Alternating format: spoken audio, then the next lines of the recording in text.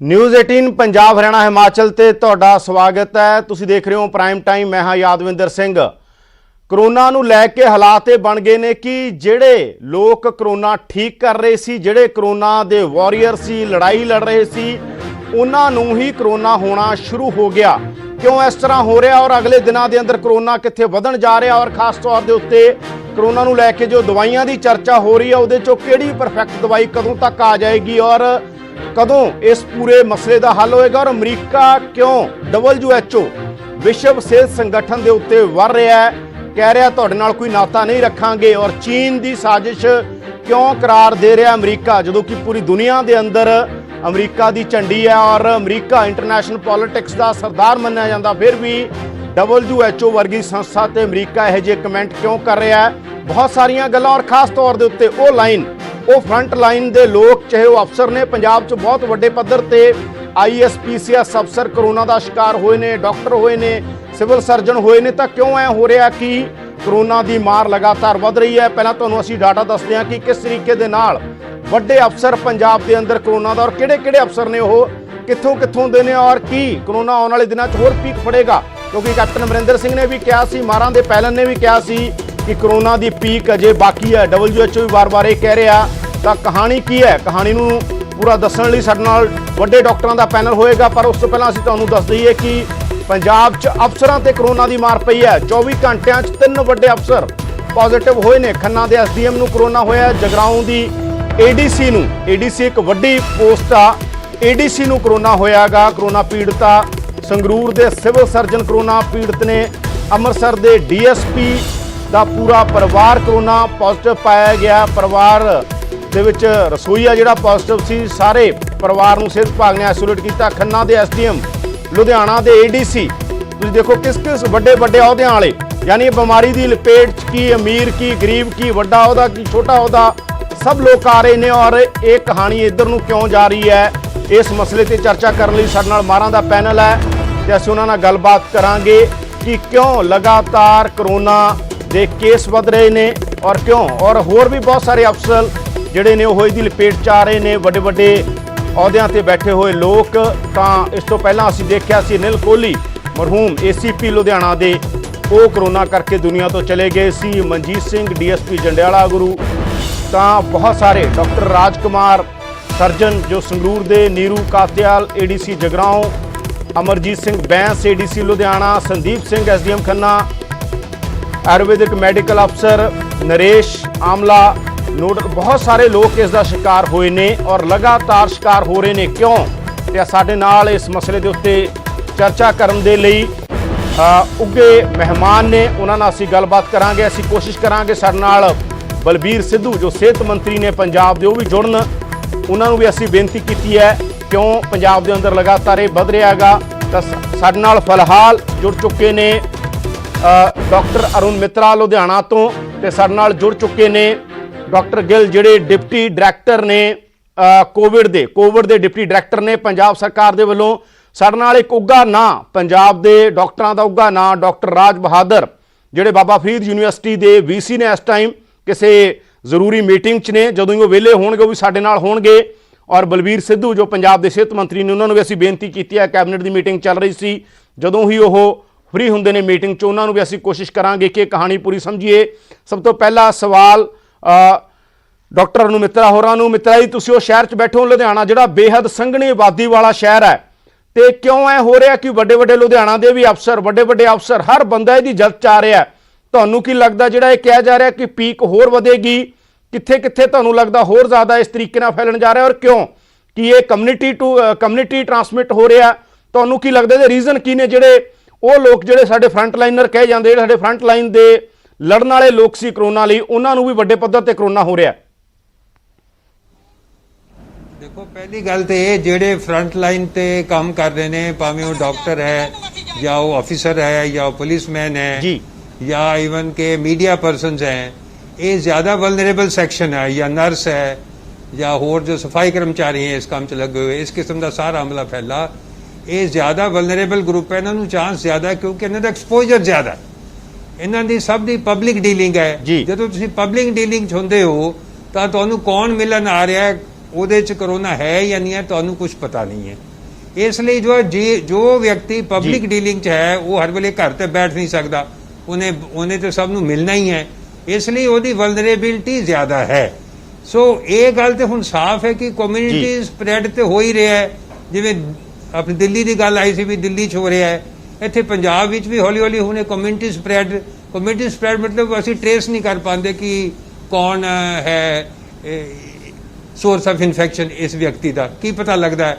ਇੰਨੇ ਲੋਕਾਂ ਨੂੰ ਜੋ ਵਿਅਕਤੀ ਮਿਲਦੇ ਨੇ ਹਰੇਕ ਨੂੰ ਟ੍ਰੇਸ ਕਰਨਾ ਪੋਸੀਬਲ ਨਹੀਂ ਹੈ, ਤੇ ਹੌਲੀ ਹੌਲੀ ਕਮਿਊਨਿਟੀ ਸਪਰੈਡ ਦਾ ਖਤਰਾ ਪੰਜਾਬ ਵਿੱਚ ਵੀ ਹੈ, ਹੌਲੀ ਹੌਲੀ ਹੋ ਰਿਹਾ ਹੈ। ਇਹ ਗੱਲ ਤੇ ਆਈ ਸੀ ਕਿ ਵੀ ਪੰਜਾਬ ਦੇ ਵਿੱਚ ਜੁਲਾਈ ਅਗਸਤ ਵਿੱਚ ਜ਼ਿਆਦਾ ਕੇਸ ਆਣਗੇ, ਉਹ ਆਪਾਂ ਨੂੰ ਦੇਖ ਰਹੇ ਹਾਂ ਹੌਲੀ ਹੌਲੀ ਕੇਸ ਵਧ ਰਹੇ ਨੇ। ਅਸੀਂ ਆਸ ਕਰੀਏ ਕਿ ਨਾ ਵਧਣ, ਪਰ ਐਪੀਡੈਮੀਓਲੋਜਿਸਟ ਜਿਹੜੇ ਐਕਸਪਰਟਸ ਨੇ ਉਹਨਾਂ ਦਾ ਕਹਿਣਾ ਹੈ ਕਿ ਇਹ ਕੇਸ ਵੱਧ ਸਕਦੇ ਨੇ। ਇਹਦਾ ਹੁਣ ਹੱਲ ਇਹੀ ਹੈ ਕਿ ਸਾਵਧਾਨੀ, ਜੋ ਵਿਅਕਤੀ ਪਬਲਿਕ ਡੀਲਿੰਗ 'ਚ ਹੈ ਉਹਨੇ ਕੰਮ ਨਹੀਂ ਵੀ ਕਰਨਾ ਹੈ, ਕੰਮ ਤੇ ਹੁਣ ਰੁਕਣਾ ਨਹੀਂ। ਜੇ ਅਸੀਂ ਕੰਮ ਹੀ ਰੋਕ ਦਿਆਂਗੇ ਸਾਰੇ, ਫਿਰ ਤਾਂ ਉਂਝ ਹੀ ਸਮਾਜ ਜਿਹੜਾ ਰੁਕ ਜਾਏਗਾ, ਉਹ ਰੋਕ ਵੀ ਨਹੀਂ ਸਕਦੇ। ਉਹਨਾਂ ਨੂੰ ਜ਼ਿਆਦਾ ਸਾਵਧਾਨੀ ਵਰਤਣ ਦੀ ਲੋੜ ਹੈ, ਅਵੇਸਲੇ ਬਿਲਕੁਲ ਨਾ ਹੋਵੋ। ਮੈਂ ਤਾਂ ਇੰਨਾ ਹੀ ਕਹਾਂਗਾ ਕਿ ਜੇ ਕਈ ਵਾਰੀ ਇਹ ਅਚਨਚੇਤ ਸਾਡੇ ਤੋਂ ਲਾਪਰਵਾਹੀ ਹੋ ਜਾਂਦੀ ਹੈ, ਉਹੀ ਮਹਿੰਗੀ ਪੈ ਜਾਂਦੀ ਹੈ ਕਈ ਦਫਾ। ਇਸ ਲਈ ਇਹ ਅਸੀਂ ਆਪਣੇ ਵੱਲੋਂ ਇਹ ਕੋਸ਼ਿਸ਼ ਕਰੀਏ ਕਿ ਅਚਨਚੇਤ ਵੀ ਲਾਪਰਵਾਹੀ ਕੋਈ ਨਾ ਹੋਏ। ਇੰਨਾ ਹੀ ਮੈਂ ਤੇ ਇਸ ਸੰਬੰਧ 'ਚ ਕਹਿਣਾ ਚਾਹਾਂਗਾ। ਸਰ ਨਾਲ ਡਿਪਟੀ ਡਾਇਰੈਕਟਰ ਨੇ ਜਿਹੜੇ ਕੋਵਿਡ ਦੇ ਪੰਜਾਬ ਨੂੰ ਕੋਵਿਡ ਦੇ ਨੂੰ ਦੇਖ ਰਹੇ ਨੇ ਔਰ ਸਰਕਾਰ ਵੱਲੋਂ ਉਹਨਾਂ ਨੂੰ ਬਕਾਇਦਾ ਤੌਰ ਤੇ ਜ਼ਿੰਮੇਵਾਰੀ ਸੌਂਪੀ ਹੋਈ ਆ। ਡਾਕਟਰ ਸਾਹਿਬ ਕੀ ਲੱਗਦਾ ਤੁਹਾਨੂੰ, ਤੁਸੀਂ ਤੇ ਲਗਾਤਾਰ ਇਹ 'ਚ ਇਨਵੋਲਵ ਰਹੇ ਹੋ ਔਰ ਸਰਕਾਰ ਵੱਲੋਂ ਰਹੇ ਹੋ, ਸਰਕਾਰ ਨੇ ਤੁਹਾਨੂੰ ਜ਼ਿੰਮੇਵਾਰੀ ਦਿੱਤੀ ਹੋਈ ਹੈ, ਕਾਰਨ ਕੀ ਹੈ ਕਿ ਉਹਨਾਂ ਲੋਕਾਂ ਨੂੰ ਵੀ ਜਿਹੜੇ ਲੋਕ ਤੇ ਲੜਾਈ ਲੜ ਰਹੇ ਨੇ, ਜਿਹੜੇ ਬੇਹੱਦ ਇhtiyਾਤ ਵਰਤਦੇ ਨੇ, ਜਿਹੜੇ ਬੇਹੱਦ ਚੁਕੰਨੇ ਨੇ, ਚੌਕਸ ਨੇ, ਗੰਭੀਰ ਨੇ, ਉਹਦੇ ਬਾਵਜੂਦ ਵੀ ਉਹਨਾਂ ਲੋਕਾਂ 'ਚ ਕਿਉਂ ਇਸ ਪੱਧਰ ਦੇ ਉੱਤੇ ਜਾ ਰਿਹਾ ਕਿ ਇਹਦਾ ਮਤਲਬ ਆਉਣ ਵਾਲੇ ਦਿਨਾਂ 'ਚ ਹੋਰ ਵੱਡੀ ਦਸਤਕ ਕਰੋਨਾ ਦੀ ਆਉਣ ਜਾ ਰਹੀ ਹੈ, ਹੋਰ ਵੱਡੇ ਪੱਧਰ ਦੇ ਉੱਤੇ ਫੈਲਣ ਜਾ ਰਿਹਾ? ਡਾਕਟਰ ਮਿੱਤਰਾ ਨੇ ਦੱਸਿਆ ਕਿ ਜੇ ਲਾਪਰਵਾਹੀ ਅਸੀਂ ਕਰਾਂਗੇ ਤਾਂ ਇਹ ਜ਼ਰੂਰ ਵਧੂਗਾ।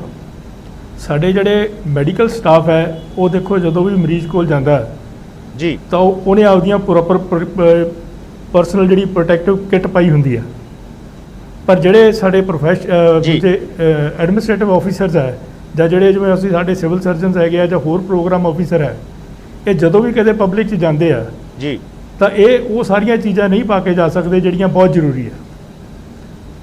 ਤੇ ਇਸ ਕਰਕੇ ਜਿਹੜਾ ਹੈ ਇਹ ਸਾਡੇ ਆਫੀਸਰਸ ਹੈ ਇਹਦੀ ਚਪੇਟ 'ਚ ਵੀ ਆ ਰਹੇ ਆ। ਸਾਨੂੰ ਇਹਦਾ ਬਹੁਤ ਇhtiyਾਤ ਰੱਖਣਾ ਪਊਗਾ ਔਰ ਇਹਨਾਂ ਸਾਰਿਆਂ ਨੂੰ ਚੁਕੰਨੇ ਹੋਣਾ ਪਊਗਾ, ਕਿਉਂਕਿ ਪਹਿਲਾਂ ਇਨਫੈਕਸ਼ਨ ਇੰਨੀ ਤੇਜ਼ ਨਹੀਂ ਸੀ, ਪਰ ਹੁਣ ਇਨਫੈਕਸ਼ਨ ਜਿਹੜੀ ਹੈ ਉਹ ਜ਼ਿਆਦਾ ਹੁੰਦੀ ਜਾਂਦੀ ਹੈ। ਤਾਂ ਹਰ ਬੰਦੇ ਤੋਂ ਹੀ ਬਚਾਅ ਰੱਖਣਾ ਪਊਗਾ। ਤਾਂ ਸਰ ਇਹ ਕਿਉਂਕਿ ਤੁਹਾਡੇ ਡਿਪਾਰਟਮੈਂਟ ਦੇ ਤਾਂ ਗਿਲ ਸਰ ਇੰਸਟਰਕਸ਼ਨ ਹੁੰਦੀਆਂ ਨੇ ਪ੍ਰੋਪਰ, ਔਰ ਜਿਹੜੇ ਇੰਨੇ ਵੱਡੇ ਅਹੁਦਿਆਂ ਤੇ ਬੈਠੇ ਨੇ, ਚਾਹੇ ਕੋਈ ਏਡੀਸੀ ਹੈ ਚਾਹੇ ਐਸਡੀਐਮ ਆ, ਇਹਨਾਂ ਨੂੰ ਤਾਂ ਪ੍ਰੋਪਰ ਇੰਸਟਰਕਸ਼ਨ ਹੁੰਦੀਆਂ ਨੇ ਤੁਹਾਡੀਆਂ, ਔਰ ਇਹ ਤਾਂ ਅਵੇਅਰ ਲੋਕ ਨੇ ਸਰ। ਜਦੋਂ ਕੀ ਇਹਦਾ ਕਾਰਨ ਸਿਰਫ ਇਹੀ ਮੰਨਿਆ ਜਾਵੇ ਕਿ ਕਿਉਂਕਿ ਉਹ ਲਗਾਤਾਰ ਲੋਕਾਂ ਜਾਂਦੇ ਨੇ, ਲਗਾਤਾਰ ਲੋਕਾਂ ਦੇ ਸੰਪਰਕ 'ਚ ਰਹਿੰਦੇ ਨੇ, ਜਾਂ ਕੋਈ ਹੋਰ ਰੀਜ਼ਨ ਵੀ ਨੇ? ਨਹੀਂ, ਇਹਦੇ 'ਚ ਮੇਨ ਕਾਰਨ ਤਾਂ ਇਹੀ ਹੈ ਜੀ ਕਿ ਉਹਨਾਂ ਨੂੰ ਲਗਾਤਾਰ, ਔਰ ਜਦੋਂ ਲੋਕਾਂ 'ਚ ਤੁਸੀਂ ਭੀੜ 'ਚ ਜਾਂਦੇ ਹੋ ਜਾਂ ਜਿੱਥੇ ਕਿਤੇ ਵੀ ਮੌਬ ਹੁੰਦਾ ਹੈ ਉੱਥੇ ਤੁਸੀਂ ਤਾਂ ਧਿਆਨ ਰੱਖਦੇ ਹੋ ਪਰ ਅਗਲੇ ਧਿਆਨ ਨਹੀਂ ਰੱਖਦੇ ਤਾਂ ਫਿਰ ਪ੍ਰੋਬਲਮ ਆ ਜਾਂਦੀ ਹੈ ਜੀ। ਤੇ ਸਾਡੇ ਡਿਪਾਰਟਮੈਂਟ ਵੱਲੋਂ ਡਾਕਟਰ ਰਾਜ ਬਹਾਦਰ ਵੀ ਅਸੀਂ ਕੋਸ਼ਿਸ਼ ਕਰ ਰਹੇ ਹਾਂ, ਡਾਕਟਰ ਰਾਜ ਬਹਾਦਰ ਬਾਬਾ ਫਰੀਦ ਯੂਨੀਵਰਸਿਟੀ ਦੇ ਵਾਈਸ ਚਾਂਸਲਰ ਨੇ, ਉਹ ਵੀ ਸਾਡੇ ਨਾਲ ਹੋਣਗੇ। ਕੋਸ਼ਿਸ਼ ਕਰ ਰਹੇ ਹਾਂ ਬੜੀ ਜਲਦੀ ਸਾਡੇ ਨਾਲ ਜੁੜਨ, ਔਰ ਪੰਜਾਬ ਦੇ ਸਿਹਤ ਮੰਤਰੀ ਬਲਬੀਰ ਸਿੱਧੂ ਵੀ। ਡਾਕਟਰ ਮਿੱਤਰਾ, ਲੁਧਿਆਣੇ ਵਰਗੇ ਸ਼ਹਿਰ ਦੇ ਅੰਦਰ ਜਿਵੇਂ ਆਪਾਂ ਪਹਿਲਾਂ ਗੱਲ ਕੀਤੀ ਸੀ, ਤੁਸੀਂ ਕਿਵੇਂ ਦੇਖ ਰਹੇ ਹੋ? ਤੁਹਾਨੂੰ ਕੀ ਲੱਗਦਾ ਤੇ ਮੇਨ ਰੀਜ਼ਨ ਕੀ ਨੇ? ਪਹਿਲਾਂ ਜਦੋਂ ਸ਼ੁਰੂ ਹੋਇਆ ਸੀ ਕਰੋਨਾ ਉਦੋਂ ਕਿਹਾ ਗਿਆ ਬਾਹਰ ਤੋਂ ਲੋਕ ਆ ਰਹੇ ਨੇ, ਬਾਹਰ ਦੇ ਲੋਕਾਂ ਕਰਕੇ ਹੋ ਰਿਹਾ, ਫਿਰ ਕਿਹਾ ਗਿਆ ਜੀ ਨਹੀਂ ਕਮਿਊਨਿਟੀ ਸਪਰੈਡ ਵੀ ਹੈ, ਬਹੁਤ ਸਾਰੇ ਲੌਜਿਕ ਇਹਦੇ ਬਾਰੇ ਦਿੱਤੇ ਜਾਂਦੇ ਨੇ। ਤੁਹਾਨੂੰ ਕੀ ਲੱਗਦਾ ਮੇਜਰ ਕਾਰਨ ਕੀ ਨਜ਼ਰ ਆਉਂਦੇ ਆ ਤੁਹਾਨੂੰ, ਕਿਉਂਕਿ ਤੁਹਾਡੇ ਕੋਲ ਤਾਂ ਲਗਾਤਾਰ ਪੇਸ਼ੈਂਟ ਵੀ ਆਉਂਦੇ ਨੇ? ਦੇਖੋ, ਸ਼ੁਰੂ ਵਿੱਚ ਤੇ ਜਿਹੜੇ ਬਾਹਰੋਂ ਲੋਕ ਆਏ ਉਹਨਾਂ ਤੋਂ ਹੀ ਸਾਡੇ ਸੂਬੇ 'ਚ ਕਰੋਨਾ ਦੀ ਇਨਫੈਕਸ਼ਨ ਆਈ ਹੈ, ਇਹ ਠੀਕ ਹੈ। ਲੇਕਿਨ ਬਾਅਦ ਵਿੱਚ ਜੋ ਲੋਕਲ ਆਬਾਦੀ ਨੂੰ ਇਨਫੈਕਸ਼ਨ ਹੋਈ, ਫਿਰ ਉਹਨਾਂ ਤੋਂ ਦੂਸਰਿਆਂ ਨੂੰ ਫੈਲਣੀ ਇਹ ਸੁਭਾਵਕ ਹੈ ਨਾ। ਜਿਹੜੇ ਬਾਹਰਲੇ ਸੀ ਜਾਂ ਤਾਂ ਵਾਪਸ ਚਲੇ ਗਏ ਬਹੁਤ ਸਾਰੇ, ਜਾਂ ਕਈਆਂ ਦੇ ਇੱਥੇ ਕੁਆਰੰਟੀਨ ਪੀਰੀਅਡ ਖਤਮ ਹੋ ਗਿਆ, ਪਰ ਜੋ ਲੋਕਲ ਆਬਾਦੀ ਉਹਨਾਂ ਨੇ ਇਨਫੈਕਸ਼ਨ ਕਰਤੀ। ਤੇ ਸ਼ੁਰੂ ਦੇ ਵਿੱਚ ਅੱਜ ਤੋਂ 3 ਮਹੀਨੇ ਪਹਿਲੇ ਇੰਨੀ ਸਾਵਧਾਨੀ ਵੀ ਨਹੀਂ ਸੀ ਜਿੰਨੀ ਅੱਜ ਲੋਕ ਵਰਤ ਰਹੇ ਨੇ। ਪਰ ਉਹ ਇਨਫੈਕਸ਼ਨ ਇੱਕ ਵਾਰੀ ਹੋ ਜਾਏ ਫਿਰ ਉਹ ਫੈਲਦੀ ਜਾਂਦੀ ਹੈ ਨਾ, ਹੌਲੀ ਹੌਲੀ ਫੈਲਦੀ ਹੈ। ਅੱਜ ਉਹਦਾ ਅਸਰ ਫਿਰ ਸਾਨੂੰ ਮਤਲਬ ਦਿਖਾਈ ਦੇ ਰਿਹਾ ਹੈ। ਹੁਣ ਜੋ ਹੈ ਕਮਿਊਨਿਟੀ ਦੇ ਵਿੱਚ, ਜਦੋਂ ਹੁਣ ਕੋਈ ਵਿਦੇਸ਼ੀ ਤੇ ਆ ਨਹੀਂ ਰਹੇ, ਲਗਭਗ ਨਾ ਹੀ ਹੈ, ਨਾ ਦੇ ਬਰਾਬਰ ਹੀ ਹੈ ਕੋਈ ਵਿਦੇਸ਼ੀ ਆਣਾ। ਕੋਈ ਸਰਕਾਰ ਵਿਸ਼ੇਸ਼ ਤੌਰ ਤੇ ਕੋਈ ਜਹਾਜ਼ ਰਾਹੀਂ ਲਿਆ ਰਹੀ ਹੈ ਤਾਂ ਉਹੀ ਆ ਰਿਹਾ, ਉਹਨਾਂ ਦਾ ਤਾਂ ਪਹਿਲੀ ਕੁਆਰੰਟੀਨ ਦਿੱਲੀ 'ਚ ਹੋ ਜਾਂਦਾ ਹੈ, ਕੋਈ ਵਿਦੇਸ਼ੀ ਨਹੀਂ ਆ ਰਿਹਾ। ਹੁਣ ਤਾਂ ਲੋਕਲੀ ਸਪਰੈਡ ਹੈ, ਜਿਨ੍ਹਾਂ ਲੋਕਾਂ ਨੂੰ ਉਸ ਵੇਲੇ ਇਨਫੈਕਸ਼ਨ ਹੋ ਗਈ ਉਹਨਾਂ 'ਚੋਂ ਬਹੁਤ ਸਾਰੇ ਤੇ ਫਿਰ ਬਿਨਾਂ ਕਿਸੇ ਲੱਛਣ ਦੇ ਹੋਏਗੇ ਨਾ, ਕਿਉਂਕਿ ਆਪਾਂ ਜਾਣਦੇ ਹਾਂ ਕਿ ਕਰੋਨਾ ਵਿੱਚ 85% ਦੇ ਲਗਭਗ 'ਚ ਕੋਈ ਲੱਛਣ ਨਹੀਂ ਹੁੰਦੇ। ਸੋ ਅਸੀਂ ਅਵੇਸਲੇ ਇਹ ਨਹੀਂ ਹੋ ਜਾਂਦੇ ਵੀ ਇਹ ਤਾਂ ਠੀਕ ਠਾਕ ਹੈ। ਹੁਣ ਮੈਂ ਵੀ ਐਜ਼ ਅ ਡਾਕਟਰ ਯਾਨੀ ਪੇਸ਼ੈਂਟ ਆਉਂਦਾ ਮੇਰੇ ਕੋਲ, ਕਈ ਵਾਰੀ ਮੈਨੂੰ ਦੂਰੋਂ ਲੱਗਦਾ ਵੀ ਇਹ ਤਾਂ ਬਿਲਕੁਲ ਠੀਕ ਠਾਕ ਹੈ, ਇਹਨੂੰ ਕਰੋਨਾ ਨਹੀਂ ਹੋਏਗਾ। ਪਰ ਇਹ ਮੈਂ ਲੇਕਿਨ ਐਜ਼ ਅ ਡਾਕਟਰ ਮੇਰੇ ਫਿਰ ਅੰਦਰੋਂ ਆਵਾਜ਼ ਉੱਠਦੀ ਹੈ ਵੀ ਹੋਏਗਾ ਜਾਂ ਨਹੀਂ ਹੋਏਗਾ, ਤੂੰ ਇਹ ਸੋਚ ਕੇ ਹੀ ਚੱਲ ਕੇ ਇਹਨੂੰ ਹੈ, ਉਹਦੇ ਮੁਤਾबिक ਹੀ ਆਪਣੀ ਜੋ ਹੈ ਆਪਣੀ ਸੁਰੱਖਿਆ ਕਰੋ, ਆਪਣੀ ਸੁਰੱਖਿਆ 'ਚ ਹੀ ਬਚਾਅ ਹੈ। ਦੂਸਰੀ ਗੱਲ, ਜੇ ਕਿਸੇ ਨੂੰ ਖੰਘ ਹੈ, ਜ਼ੁਕਾਮ, ਬੁਖਾਰ ਹੈ ਤੇ ਇਹ ਜ਼ਰੂਰੀ ਨਹੀਂ ਕਿ ਉਹਨੂੰ ਕਰੋਨਾ ਹੀ ਹੈ, ਪਰ ਉਹਨੂੰ ਸਾਵਧਾਨੀ ਲੈਣ ਦੀ ਲੋੜ ਹੈ। ਉਸ ਨੂੰ ਬੜੀ ਜ਼ਰੂਰਤ ਹੈ ਕਿ ਦੂਸਰੇ ਵਿਅਕਤੀ ਨੂੰ ਉਸ ਤੋਂ ਇਨਫੈਕਸ਼ਨ ਨਾ ਫੈਲੇ। ਮੈਂ ਸਮਝਦਾ ਕਿ ਜਿਹੜੇ ਇੱਕ ਤੇ ਅਸੀਂ ਲੈਣੀ ਹੈ ਜੋ ਫੀਲਡ ਵਰਕਰ ਹੈ ਉਹਨੇ ਆਪਣੀ ਪ੍ਰੋਟੈਕਸ਼ਨ ਕਰਨੀ ਹੈ, ਆਪਣੀ ਸੁਰੱਖਿਆ ਕਰਨੀ ਹੈ। ਇਸ ਤੋਂ ਇਲਾਵਾ ਆਮ ਬੰਦਿਆਂ ਨੂੰ ਵੀ ਪ੍ਰੋਟੈਕਸ਼ਨ ਕਰਨ ਦੀ ਲੋੜ ਇਸ ਲਈ ਵੀ, ਆਪਣੇ ਲਈ ਵੀ ਤੇ ਦੂਸਰਿਆਂ ਲਈ ਵੀ, ਕਿ ਉਹਨਾਂ ਤੋਂ ਇਨਫੈਕਸ਼ਨ ਹੋਰਾਂ ਨੂੰ ਨਾ ਫੈਲੇ। ਜੇ ਕਿਸੇ ਨੂੰ ਥੋੜਾ ਬਹੁਤ ਜ਼ੁਕਾਮ ਖੰਘ ਵੀ ਹੈ ਨਾ, ਉਹ ਡਾਕਟਰ ਦੀ ਸਲਾਹ ਦੇ ਮੁਤਾਬਕ ਆਪਣੇ ਹੋਮ ਆਈਸੋਲੇਸ਼ਨ 'ਚ ਰਹਿ ਸਕਦੇ ਨੇ, ਘਰ ਦੇ ਵਿੱਚ ਹੀ ਬਿਲਕੁਲ ਵੱਖਰੇ ਰਹਿਣ, ਤਾਂ ਕਿ ਬਾਕੀ ਪਰਿਵਾਰ ਦੇ ਮੈਂਬਰ ਥੋੜੇ ਦਿਨ 'ਚ ਪਤਾ ਲੱਗ ਜਾਂਦੇ ਵੀ ਅਗਰ ਉਹ ਠੀਕ ਠਾਕ ਹੋ ਗਿਆ ਨਹੀਂ ਹੋਇਆ, ਉਹ ਫਿਰ ਉਹਦੇ ਮੁਤਾਬਕ ਉਹਦਾ ਇਲਾਜ ਅੱਗੇ ਚੱਲ ਸਕਦਾ ਹੈ। ਇਸ ਲਈ ਹੈ ਕਿ ਡਾਕਟਰੀ ਸਲਾਹ ਵੀ ਜਲਦੀ ਲੈਣੀ ਚਾਹੀਦੀ ਹੈ। ਇਸ ਕਿਸਮ ਦੇ ਜਿਹੜੇ ਰੋਗੀ ਹਨ ਉਹਨਾਂ ਨੂੰ, ਕਿਸੇ ਨੂੰ ਖਾਂਸੀ ਜ਼ੁਕਾਮ, ਜੇਕਰ ਨਾਲ ਬੁਖਾਰ ਹੈ, ਅਗਰ ਸਾਹ ਵੀ ਚੜਦਾ ਫਿਰ ਤਾਂ ਕੀ ਕਾਰਨ ਹੈ ਜਿਹੜਾ, ਕਿਉਂਕਿ ਤੁਸੀਂ ਤਾਂ ਲਗਾਤਾਰ ਲਿਖਦੇ ਵੀ ਹੋ ਇਸ ਮਸਲੇ ਦੇ ਉੱਤੇ, ਅਮਰੀਕਾ ਨੇ ਜਿਹੜਾ ਕਮੈਂਟ ਕੀਤਾ ਹੈਗਾ ਖਾਸ ਤੌਰ ਤੇ WHO ਦੇ ਬਾਰੇ ਵਿਸ਼ੇਸ਼ ਟਿੱਪਣੀਆਂ ਟਰੰਪ ਦੀ ਅੱਜ, ਤੇ ਲਗਾਤਾਰ ਪਹਿਲਾਂ ਵੀ WHO ਤੇ ਉਹ ਸਵਾਲ ਉਠਾਉਂਦੇ ਸੀ। ਤੁਹਾਨੂੰ ਕੀ ਲੱਗਦਾ ਜਿਹੜੀ ਸਾਜ਼ਿਸ਼ੀ ਥਿਊਰੀ ਚੱਲਦੀ ਹੈ ਸ਼ੁਰੂ ਤੋਂ ਜਦੋਂ ਤੋਂ ਕਰੋਨਾ ਆਇਆ ਕਿ ਇੱਕ ਸਾਜ਼ਿਸ਼ ਹੈ, ਕਰੋਨਾ ਦੇ ਬਾਰੇ ਬਹੁਤ ਸਾਰੇ ਸਵਾਲ, ਪਹਿਲਾਂ ਕਿਹਾ ਗਿਆ ਕਿ ਕਰੋਨਾ ਨਾਂ ਦੀ ਕੋਈ ਚੀਜ਼ ਹੀ ਨਹੀਂ ਹੈਗੀ, ਤਰ੍ਹਾਂ ਤਰ੍ਹਾਂ ਦੀਆਂ ਰਾਇਆਂ ਨੇ, ਅਜੇ ਵੀ ਡਾਕਟਰ ਅਮਰਯਾਦ ਵਰਗੇ ਕਹਿੰਦੇ ਆ ਕਿ ਕੋਈ ਕਰੋਨਾ ਨਹੀਂਗਾ, ਵੈਸੇ ਹੀ ਇਹ ਗੱਲ ਫੈਲਾ ਦਿੱਤੀ ਗਈ, ਬਹੁਤ ਸਾਰੀਆਂ ਰਾਇਆਂ ਨੇ। ਅਮਰੀਕਾ ਕਿਉਂ WHO ਦੇ ਉੱਤੇ, ਕਿਉਂਕਿ ਇਹ ਸਾਰੀਆਂ ਵੱਡੀਆਂ ਜਿਹੜੀਆਂ ਦੁਨੀਆ ਦੀਆਂ ਸੰਸਥਾਵਾਂ ਨੇ, ਇਹਨਾਂ ਤੇ ਤਾਂ ਲਗਭਗ ਅਮਰੀਕਾ ਦੀ ਸਰਦਾਰੀ ਰਹੀ ਹੈ, ਜਿੰਨੀਆਂ ਵੱਡੀਆਂ ਸੰਸਥਾਵਾਂ ਨੇ, ਚਾਹੇ IMF ਆ, ਚਾਹੇ WHO ਆ, ਜਿਹੜੀਆਂ ਵੀ ਸੰਸਥਾਵਾਂ ਨੇ, ਕਿਉਂ ਅਮਰੀਕਾ ਇਹ ਕਹਿ ਰਿਹਾ ਕਿ ਉਹ ਚੀਨ ਦੇ ਨਾਲ ਮਿਲ ਕੇ ਸਭ ਕਰ ਰਹੇ ਨੇ? ਦੇਖੋ, ਪਹਿਲੀ ਗੱਲ ਤੇ ਮੈਂ ਇਸ ਗੱਲ ਨਾਲ ਸਹਿਮਤ ਨਹੀਂ ਕਿ ਵੀ ਇਹਦਾ ਖਤਰਾ ਕੋਈ ਨਹੀਂ, ਖਤਰਾ ਤਾਂ ਸਾਹਮਣੇ ਹੀ ਹੈ। ਇੱਕ ਵੀ ਵਿਅਕਤੀ ਦੀ ਜਾਨ ਕੀਮਤੀ ਹੈ ਜੀ। ਕੋਈ ਵੀ ਵਿਅਕਤੀ ਜਿਹਦੇ ਕੀ ਮੌਤ ਨੂੰ, ਮ੍ਰਿਤੂ ਨੂੰ ਅਗਰ ਬਚਾਇਆ ਜਾ ਸਕਦਾ ਹੈ, ਉਸ ਨੂੰ ਬਚਾਇਆ ਜਾਣਾ ਚਾਹੀਦਾ ਹੈ, ਭਾਵੇਂ ਉਹ ਬਜ਼ੁਰਗ ਹੈ, ਭਾਵੇਂ ਉਹ ਨੌਜਵਾਨ ਹੈ। ਇਹ ਮਤਲਬ ਨਹੀਂ ਹੈ ਹਰ ਵਿਅਕਤੀ, ਜਿਸ ਪਰਿਵਾਰ ਦਾ ਕੋਈ ਬਜ਼ੁਰਗ ਜਾਂਦਾ ਹੈ ਉਹਨੂੰ ਪਤਾ ਲੱਗਦਾ ਹੈ ਕਿ ਬਜ਼ੁਰਗਾਂ ਦੀ ਕਿੰਨੀ ਅਹਿਮੀਅਤ ਹੈ, ਹਰ ਵਿਅਕਤੀ ਦੀ ਅਹਿਮੀਅਤ ਹੈ। ਸੋ ਇਸ ਲਈ ਹਰ ਜਾਨ ਨੂੰ ਬਚਾਉਣਾ ਜ਼ਰੂਰੀ ਹੈ। ਦੂਸਰੀ ਗੱਲ ਰਹੀ ਅਮਰੀਕਾ ਦੀ। ਅਮਰੀਕਾ ਦੇ ਅਸਲ 'ਚ ਸ਼ੁਰੂ ਤੋਂ ਹੀ ਇਹ ਗੱਲ ਰਹੀ ਹੈ ਕਿ ਜਿਵੇਂ ਉਹ ਕਹਿਣ, ਕਿਉਂਕਿ ਉਹ ਸਮਝਦੇ ਨੇ ਕਿ ਪੈਸਾ ਅਸੀਂ ਦਿੰਦੇ ਹਾਂ, ਇਸ ਕਰਕੇ ਸਾਡੇ ਮੁਤਾਬਕ ਸਭ ਕੁਝ ਚੱਲੇ, ਡੈਮੋਕ੍ਰੈਟਿਕਲੀ ਇਸ ਤਰੀਕੇ ਦੀਆਂ ਸੰਸਥਾਵਾਂ ਨਾ ਚੱਲਣ। ਹਾਲਾਂਕਿ ਹੁਣ ਅਮਰੀਕਾ ਨੇ ਬਹੁਤ ਸਾਰਾ ਪੈਸਾ ਵਿਡਰਾ ਕਰ ਲਿਆ ਬਹੁਤ ਸਾਰੀਆਂ ਸੰਸਥਾਵਾਂ ਹਨ। ਤੁਸੀਂ ਇਹ ਵੀ ਦੇਖੋ ਕਿ ਜੋ ਵਾਤਾਵਰਨ ਨਾਲ ਵੀ ਜਾਂ ਜੋ ਪਰਿਆਵਰਨ ਨਾਲ ਵੀ ਸੰਬੰਧਿਤ ਐਗਰੀਮੈਂਟ ਨੇ, ਉਹਨਾਂ ਤੋਂ ਵੀ ਅਮਰੀਕਾ ਆਪਣੇ ਆਪ ਨੂੰ ਕੱਢ ਰਿਹਾ ਹੈ। ਸੋ ਇਸ ਮਤਲਬ ਟਰੰਪ ਦੀ ਆਪਣੀ ਸੋਚ ਹੈ, ਪਰ ਮੈਂ ਸਮਝਦਾ ਕਿ WHO ਫਿਰ ਵੀ ਇੱਕ ਡੈਮੋਕ੍ਰੈਟਿਕ ਆਰਗੇਨਾਈਜੇਸ਼ਨ ਹੈ। ਹਰ ਗੱਲ ਤੇ ਉਸ ਤੇ ਦੋਸ਼ ਲਾਣਾ, ਉਹਦੇ 'ਚ ਕਮਜ਼ੋਰੀਆਂ ਹੈ WHO, ਮੈਂ ਡੈਫੀਨੇਟਲੀ ਕਹਿਣਾ। ਕਈ ਦਫਾ ਜੋ WHO ਵੀ ਜੋ ਆਪਣੀ ਮਲਟੀਨੈਸ਼ਨਲ ਕਾਰਪੋਰੇਸ਼ਨ ਦੇ ਦਬਾਅ ਥੱਲੇ ਕੰਮ ਕਰਦੀ ਹੈ, ਦਵਾਈਆਂ ਦੀ ਕੰਪਨੀਆਂ ਦੇ ਵੀ ਕੰਮ ਕਰਦੀ ਹੈ, ਲੇਕਿਨ ਅਮਰੀਕਾ ਦਾ ਦੋਸ਼ ਲਾਣਾ, ਉਸ ਤੋਂ ਪੈਸਾ ਕੱਢਣ ਦੀ ਉਹਦੀ ਖੇਲ ਹੋ ਸਕਦੀ ਹੈ ਵੀ ਮੈਂ ਪੈਸਾ ਕੱਢਾ, ਜਾਂ ਉਹਨੂੰ ਲੱਗਦਾ ਕਿ ਹੂ ਬਹੂ ਮੇਰੇ ਮੁਤਾਬਕ ਚੱਲੇ, ਇਹ ਤੇ ਨਹੀਂ ਨਾ ਹੋ ਸਕਦਾ। ਦੇਖੋ, ਜਿਹੜਾ ਵਿਗਿਆਨੀ ਹੈ ਨਾ, ਜੋ WHO ਡਾਕਟਰ ਬੈਠੇ ਨੇ, ਸਾਰੇ ਤੇ ਨਹੀਂ ਵਿਕਾਊ ਮਾਲ ਨਾ, ਉਹਨਾਂ ਦੀ ਆਪਣੀ ਸੋਚ ਹੈ, ਉਹ ਆਪਣੇ ਮੁਤਾਬਕ, ਉਹ ਸਾਇੰਸ ਦੇ ਮੁਤਾਬਕ ਚੱਲਦੇ ਨੇ। ਲੇਕਿਨ ਜੇ ਟਰੰਪ ਕਹੇ ਵੀ ਕਿ ਟਰੰਪ ਦੀ ਸਾਇੰਸ ਚੱਲੇ, ਇਹ ਤਾਂ ਨਹੀਂ ਚੱਲਣਾ ਨਾ। ਉਹ ਤੇ ਉੱਥੋਂ ਦੇ ਵਿਗਿਆਨੀਆਂ ਨੇ ਆਪਣੀ ਸਾਇੰਸ ਦੇ ਮੁਤਾਬਕ ਆਪਣੀ ਰਾਏ ਦੇਣੀ ਹੈ, ਆਪਣੇ ਵਿਚਾਰ ਦੇਣੇ ਹੈ। ਇਸ ਲਈ ਅਮਰੀਕਾ ਨੂੰ ਨਹੀਂ ਚਾਹੀਦਾ ਕਿ WHO ਦੀ ਇਸ ਤਰੀਕੇ ਨਾਲ ਨਿਖੇਧੀ ਕਰੇ, ਬਲਕਿ ਕੋਆਪਰੇਟ ਕਰੇ। ਅੱਜ ਦਾ ਯੁੱਗ, ਜੋ ਅੱਜ ਦਾ ਜੋ ਸਮਾਂ ਚੱਲ ਰਿਹਾ ਹੈ, ਇਹ ਹਾਲੇ ਕੁਝ ਮਹੀਨੇ ਹੋਰ ਚੱਲੇਗਾ, ਕਿੰਨਾ ਚੱਲੇਗਾ ਸਾਨੂੰ ਪਤਾ ਨਹੀਂ। ਇਸ ਦੇ ਵਿੱਚ ਸਾਰੀ ਦੁਨੀਆ ਨੂੰ ਇਕੱਠੇ ਹੋ ਕੇ ਇੱਕ ਦੂਸਰੇ ਤੇ ਦੂਸ਼ਣਬਾਜ਼ੀ ਨੂੰ ਬੰਦ ਕਰਕੇ ਅੱਗੇ ਵਧਣਾ ਚਾਹੀਦਾ ਹੈ, ਤਾਂ ਫਿਰ ਅਸੀਂ ਅੱਛੇ ਢੰਗ ਨਾਲ ਇਸ ਦਾ ਮੁਕਾਬਲਾ ਕਰਨਾ ਚਾਹਾਂਗੇ। ਮੇਰੀ ਇਹ ਸਮਝ ਬਣਦੀ। ਬਿਲਕੁਲ। ਡਾਕਟਰ ਗਿੱਲ, ਤੁਹਾਨੂੰ ਕੀ ਲੱਗਦਾ ਹੁਣ ਜਿਹੜਾ ਇਹ ਕੈਪਟਨ ਅਮਰਿੰਦਰ ਸਿੰਘ ਨੇ ਵੀ ਸਟੇਟਮੈਂਟ ਦਿੱਤੀ ਸੀ, ਜਾਂ ਮਾਰ ਵੀ ਕਹਿ ਰਹੇ ਨੇ, ਅਜੇ ਪੀਕ ਆਉਣੀ ਬਾਕੀ ਹੈ? ਤੁਹਾਨੂੰ ਲੱਗਦਾ ਪੰਜਾਬ 'ਚ ਹੋਰ ਕੇਸ ਵਧਣ ਜਾ ਰਹੇ ਨੇ? ਫਿਰ ਉਹਦੇ ਲਈ ਇੰਤਜ਼ਾਮ ਸਰਕਾਰ ਕੀ ਕਰ ਰਹੀ ਹੈ? ਕੀ ਇਨਫਰਾਸਟ੍ਰਕਚਰ ਹੈ, ਸਰਕਾਰ ਕੀ ਕਰ ਰਹੀ ਹੈ? ਔਰ ਦਵਾਈ ਦੀ ਜਿਹੜੀ ਚਰਚਾ ਹੋ ਰਹੀ ਹੈ ਕਿ 15 ਅਗਸਤ ਤੋਂ ਚਰਚਾ ਚੱਲ ਰਹੀ ਹੈ ਕਿ ਸ਼ਾਇਦ ਲਾਂਚ ਹੋ ਜਾਏਗੀ, ਤਾਂ ਤੁਹਾਨੂੰ ਕੀ ਲੱਗਦਾ ਉਹ ਦਵਾਈ ਦੇ ਨਾਲ ਮਸਲਾ ਹੱਲ ਹੋ ਜਾਏਗਾ? ਔਰ ਜਿਹੜੇ ਸੁਣ ਰਹੇ ਨੇ ਤੁਹਾਨੂੰ ਬਹੁਤ ਸਾਰੇ ਲੋਕ ਜਿਹੜੇ ਇਸ ਗੱਲ ਦੇ ਲਈ ਅਵੇਅਰ ਹੋਣਾ ਚਾਹੁੰਦੇ ਨੇ, ਕੀ ਕਹਿਣਾ ਚਾਹੁੰਦੇ ਹੋ? ਪੀਕ ਹੋਰ ਹੋਣ ਜਾ ਰਹੀ ਹੈ ਇਹਦੀ? ਪੀਕ ਤਾਂ ਜੀ ਡੈਫੀਨੇਟਲੀ ਜਿਹੜੇ ਸਾਡੇ ਐਪੀਡੈਮੋਲੋਜਿਸਟ ਹੈ ਉਹਨਾਂ ਨੇ ਪ੍ਰਪੋਜ਼ ਕੀਤਾ ਕਿ ਜਿਹੜੀ ਇਹ ਅਪ੍ਰੈਲ 'ਚ ਹੀ ਉਹਨਾਂ ਨੇ ਕਿਹਾ ਸੀਗਾ ਕਿ ਪੰਜਾਬ ਦੇ ਵਿੱਚ ਜਿਹੜੀ ਪੀਕ ਹੈ ਇਹ ਜੁਲਾਈ ਦੇ ਐਂਡ ਜਾਂ ਮਿਡ ਅਗਸਤ ਤੱਕ ਆਊਗੀ।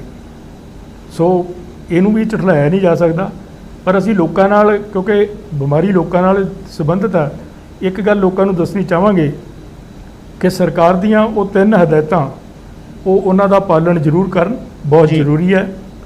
ਹੱਥ ਧੋਣਾ ਜੀ, ਮਾਸਕ ਲਾਉਣਾ ਤੇ ਸਰੀਰਕ ਦੂਰੀ ਰੱਖਣੀ ਜੀ, ਇਹ ਤਿੰਨੇ ਚੀਜ਼ਾਂ ਦਾ ਬੜਾ ਸਾਇੰਟੀਫਿਕ ਲੌਜਿਕ ਹੈ ਜਿਹੜਾ ਮੈਂ ਹੁਣ ਲੋਕਾਂ ਨਾਲ ਸ਼ੇਅਰ ਕਰਨਾ ਚਾਹੂੰਗਾ ਕਿ ਕੈਪਟਨ ਸਾਹਿਬ ਨੇ ਸਾਨੂੰ ਫਤਿਹ ਦਾ ਨਾਅਰਾ ਦਿੱਤਾ, ਔਰ ਫਤਿਹ ਹਮੇਸ਼ਾ ਜੰਗ ਦੇ ਵਿੱਚ ਹੁੰਦੀ ਹੈ ਜੀ। ਜੰਗ ਦੇ ਵਿੱਚ ਜ਼ਰੂਰੀ ਹੈ ਕਿ ਅਸੀਂ ਆਪਣੇ ਦੁਸ਼ਮਣ ਨੂੰ ਜਾਣੀਏ। ਸਾਡਾ ਦੁਸ਼ਮਣ ਜਿਹੜਾ ਕਿ ਕਰੋਨਾ ਵਾਇਰਸ ਹੈ, ਇਹਦੇ ਵਿੱਚ ਇਹਦੀ ਕੀ ਕਮਜ਼ੋਰੀ ਹੈ ਜਿਹੜੀ ਆਮ ਬੰਦਿਆਂ ਨੂੰ ਪਤਾ ਹੋਣੀ ਚਾਹੀਦੀ ਹੈ ਜੀ, ਉਹ ਇਹ ਹੈ ਕਿ ਇਹ ਇੱਕ ਛੋਟਾ ਜਿਹਾ RNA ਦਾ ਸਟ੍ਰੈਂਡ ਹੈ ਔਰ ਇਹਦੇ ਆਲੇ ਦੁਆਲੇ ਇੱਕ ਕਵਚ ਹੈ ਜਿਹੜਾ ਚਰਬੀ ਦਾ ਬਣਿਆ ਹੋਇਆ, ਫੈਟ ਦਾ ਬਣਿਆ ਹੋਇਆ, ਔਰ ਇਹੀ ਫੈਟ ਹੈ ਜਿਹੜੀ ਜਦੋਂ ਇਹ ਹਵਾ 'ਚ ਹੁੰਦਾ ਜਾਂ ਬਾਹਰ ਹੁੰਦਾ ਇਹਨੂੰ એનર્ਜੀ ਦਿੰਦੀ ਹੈ, ਇਹਨੂੰ ਇਹਦਾ ਖਾਣ ਪੀਣ ਦਾ ਇੰਤਜ਼ਾਮ ਕਰਦੀ ਹੈ। ਜਦੋਂ ਵੀ ਇਹ ਕਿਤੇ ਸਾਡੇ ਹੱਥਾਂ ਨੂੰ ਲੱਗਦਾ ਤਾਂ ਜ਼ਰੂਰੀ ਹੈ ਕਿ ਅਸੀਂ ਹੱਥਾਂ ਨੂੰ ਧੋਈਏ ਜੀ, ਸਾਬਣ ਦੇ ਨਾਲ ਧੋਈਏ। ਸਾਬਣ ਜਿਹੜਾ ਹੈ ਸੈਨੀਟਾਈਜ਼ਰ ਨਾਲੋਂ ਬੈਟਰ ਹੈ, ਇਹ 'ਚ ਕੋਈ ਸ਼ੱਕ ਨਹੀਂ। ਇਹਨੂੰ ਧੋਈਏ ਤਾਂ ਉਹਦੇ ਨਾਲ ਕੀ ਹੁੰਦਾ ਹੈ ਕਿ ਜਿਹੜੀ ਫੈਟ ਦੀ ਲੇਅਰ ਹੈ ਉਹ ਟੁੱਟ ਜਾਂਦੀ ਹੈ ਔਰ ਵਾਇਰਸ ਜਿਹੜਾ ਉਹ ਮਰ ਜਾਂਦਾ। ਇੱਕ ਤਰੀਕਾ ਤਾਂ ਇਹ ਹੋ ਗਿਆ ਕਿ ਅਸੀਂ ਵਾਇਰਸ ਨੂੰ ਆਪਦੇ ਤੱਕ ਆਉਣੀ ਨਾ ਦੇਈਏ। ਦੂਜਾ ਤਰੀਕਾ ਜੇ ਸਾਡੇ ਹੱਥ ਨਾਲ ਲੱਗ ਗਿਆ ਤਾਂ ਸਾਡੇ ਸਰੀਰ ਦੇ ਵਿੱਚ ਐਂਟਰੀ ਦੇ 2 ਤਰੀਕੇ ਹੀ ਹੈ, ਇੱਕ ਹੈਗਾ ਮੂੰਹ ਤੇ ਇੱਕ ਨੱਕ, ਮੇਨ ਤਰੀਕੇ। ਇਹਦੇ ਵਾਸਤੇ ਜ਼ਰੂਰੀ ਹੈ ਕਿ ਅਸੀਂ ਜਦੋਂ ਵੀ ਹੱਥ ਨੂੰ ਮੂੰਹ ਤੱਕ ਲੈ ਕੇ ਜਾਣਾ ਹੈ ਇਹ ਉਦੋਂ ਪਹਿਲਾਂ ਧੋਤਾ ਹੋਇਆ ਜ਼ਰੂਰ ਹੋਵੇ ਜਾਂ ਸੈਨੀਟਾਈਜ਼ ਕੀਤਾ ਹੋਵੇ, ਔਰ ਮਾਸਕ ਸਾਡੇ ਲੱਗਿਆ ਹੋਵੇ ਤਾਂ ਜੋ ਕਿ ਘੱਟੋ ਘੱਟ ਅਸੀਂ ਡਾਇਰੈਕਟ ਇਹਨੂੰ ਛੂਈਏ ਨਾ, ਔਰ ਸਾਡੇ ਅੰਦਰ ਜਿਹੜੇ ਹੈ ਸਰੀਰ ਦੇ ਅੰਦਰ ਇਹ ਵਾਇਰਸ ਜਾਵੇ ਹੀ ਨਾ। ਔਰ ਸੋਸ਼ਲ ਡਿਸਟੈਂਸਿੰਗ ਇਸ ਕਰਕੇ ਜ਼ਰੂਰੀ ਹੈ, ਸਮਾਜਿਕ ਜਿਹੜੀ ਫਿਜ਼ੀਕਲ ਡਿਸਟੈਂਸਿੰਗ ਹੈ ਕਿ ਜਦੋਂ ਅਸੀਂ ਇੱਕ ਦੂਜੇ ਨਾਲ ਗੱਲਬਾਤ ਕਰਦੇ ਹਾਂ, ਮੈਂ ਚਾਹੇ ਏਸਿਮਟੋਮੈਟਿਕ ਹੈ, ਡਾਕਟਰ ਸਾਹਿਬ ਨੇ ਦੱਸਿਆ ਪਹਿਲਾਂ ਕਿ 85 ਤੋਂ 90% ਲੋਕ ਏਸਿਮਟੋਮੈਟਿਕ ਹੁੰਦੇ, ਉਹਨਾਂ ਨੂੰ ਕੋਈ ਲੱਛਣ ਨਹੀਂ ਹੁੰਦਾ, ਪਰ ਜਦੋਂ ਅਸੀਂ ਗੱਲਾਂ ਕਰਦੇ ਹਾਂ ਇੱਕ ਦੂਜੇ ਨਾਲ, ਕਿਉਂਕਿ ਸਾਡਾ ਗਲਾ ਤਰ ਹੈ ਤਾਂ ਕੁਛ ਨਾ ਕੁਛ ਜਿਹੜਾ ਸਾਡੇ ਮੂੰਹ 'ਚੋਂ ਨਿਕਲ ਕੇ ਬਾਹਰ ਡਿੱਗਦਾ ਰਹਿੰਦਾ। ਜੇ ਅਸੀਂ ਥੋੜ੍ਹੇ ਡਿਸਟੈਂਸ 'ਤੇ ਹੋਵਾਂਗੇ ਤਾਂ ਉਹਦੇ ਤੋਂ ਬਚੇ ਰਹਾਂਗੇ, ਨਹੀਂ ਤਾਂ ਉਹ ਡਾਇਰੈਕਟ ਸਾਡੇ ਮੂੰਹ 'ਤੇ ਪਊਗਾ ਜੀ। ਸੋ ਇਸ ਕਰਕੇ ਜਿਹੜੀ ਸਰੀਰਕ ਦੂਰੀ ਹੈ ਇਹ ਬਹੁਤ 1 ਮੀਟਰ ਦੀ ਜ਼ਰੂਰੀ ਹੈ। ਫਿਰ ਜੇ ਮਾਸਕ ਲੱਗਿਆ ਹੋਊਗਾ ਤਾਂ ਅਸੀਂ ਇਹ 'ਚ ਬਚ ਵੀ ਸਕਦੇ ਹਾਂ। ਇਸ ਕਰਕੇ ਇਹਨਾਂ 3 ਹਦਾਇਤਾਂ ਨੂੰ ਜੇ ਸਾਡੇ ਲੋਕ ਧਿਆਨ 'ਚ ਰੱਖਦੇ ਆ ਤਾਂ ਸਾਡੀ ਫਤਿਹ ਨੂੰ ਕੋਈ ਰੋਕ ਨਹੀਂ ਸਕਦਾ, ਇਹਦੇ 'ਚ ਕੋਈ ਸ਼ੱਕ ਨਹੀਂ। ਸੈਨੀਟਾਈਜ਼ਰ ਦਵਾਈ ਜਿਹੜੀ ਕਹੀ ਜਾ ਰਹੀ ਹੈ ਕਿ 15 ਅਗਸਤ ਤੱਕ ਇਹਦਾ ਕੋਈ ਨਾ ਕੋਈ ਇੰਜੈਕਸ਼ਨ ਲਾਂਚ ਹੋ ਸਕਦਾ ਹੈ, ਕੁਝ ਇਸ ਤਰ੍ਹਾਂ ਦਾ ਕਿਹਾ ਜਾ ਰਿਹਾ ਹੈਗਾ। ਸਰਕਾਰ ਦੇ ਐਕਸਪੈਰੀਮੈਂਟ ਵੀ ਚੱਲ ਰਹੇ ਨੇ, ਕਦੋਂ ਤੱਕ ਮਾਰਕੀਟ 'ਚ ਆ ਜਾਏਗੀ ਉਹ? ਨਹੀਂ, ਇਹਦੇ ਬਾਰੇ ਕਦੋਂ ਤੱਕ ਲੋਕਾਂ ਨੂੰ ਫਿਰ ਉਹ ਤੋਂ ਰਾਹਤ ਮਿਲੇਗੀ? ਜਦੋਂ ਆਏਗੀ ਤੁਹਾਨੂੰ ਲੱਗਦਾ ਪੂਰੀ ਰਾਹਤ ਹੋਏਗੀ ਜਾਂ ਉਹਦੇ ਵੀ ਜੀ? ਨਹੀਂ, ਇਹ ਵੀ ਹਜੇ ਸ਼ੰਕਾ ਦਾ ਵਿਸ਼ਾ ਹੀ ਹੈ ਜੀ। ਹਜੇ 15 ਅਗਸਤ ਤਾਂ ਪ੍ਰੈਸ 'ਚ ਹੀ ਆਈ ਹੈ, ਸਾਡੇ ਕੋਲ ਤਾਂ ਕੋਈ ਇਹੋ ਜਿਹਾ ਡਾਕੂਮੈਂਟ ਆਇਆ ਨਹੀਂ ਜਿਹੜਾ ਕਵੇ ਵੀ 15 ਤਰੀਕ ਨੂੰ ਦਵਾਈ ਆ ਜੂਗੀ। ਕੁਝ ਕੁ ਦਵਾਈਆਂ ਦੇ ਟ੍ਰਾਇਲ ਚੱਲ ਰਹੇ ਆ, ਇਹ ਹੁਣ ਪਤਾ ਲੱਗੂਗਾ ਜਦੋਂ ਸਾਹਮਣੇ ਆਉਣਗੀਆਂ ਤਾਂ।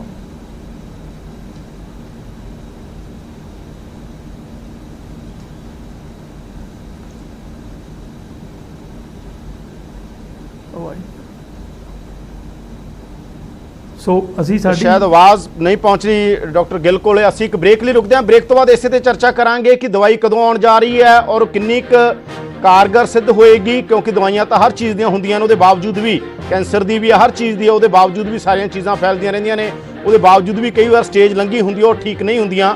ਤਾਂ ਅਸੀਂ ਇੱਕ ਬ੍ਰੇਕ ਲਈ ਰੁਕਦੇ ਹਾਂ, ਬ੍ਰੇਕ ਤੋਂ ਬਾਅਦ ਚਰਚਾ ਇਸੇ ਤੇ ਕਰਾਂਗੇ ਕਿ ਜਿਹੜੀਆਂ ਵੀ ਦਵਾਈਆਂ ਦੇ ਦੁਨੀਆ ਲੈਵਲ ਤੇ ਦਾਅਵੇ ਕੀਤੇ ਜਾ ਰਹੇ ਨੇ ਜਾਂ ਇੰਡੀਆ 'ਚ ਦਾਅਵੇ ਕੀਤੇ ਜਾ ਰਹੇ ਨੇ ਉਹ ਕਿੰਨੀਆਂ ਕਾਰਗਰ ਸਿੱਧ ਹੋਣਗੀਆਂ, ਕੀ ਕੋਰੋਨਾ ਤੋਂ ਪੂਰੀ ਰਾਹਤ ਮਿਲ ਜਾਏਗੀ? ਇੱਕ ਬ੍ਰੇਕ ਲਈ ਰੁਕਦੇ ਹਾਂ।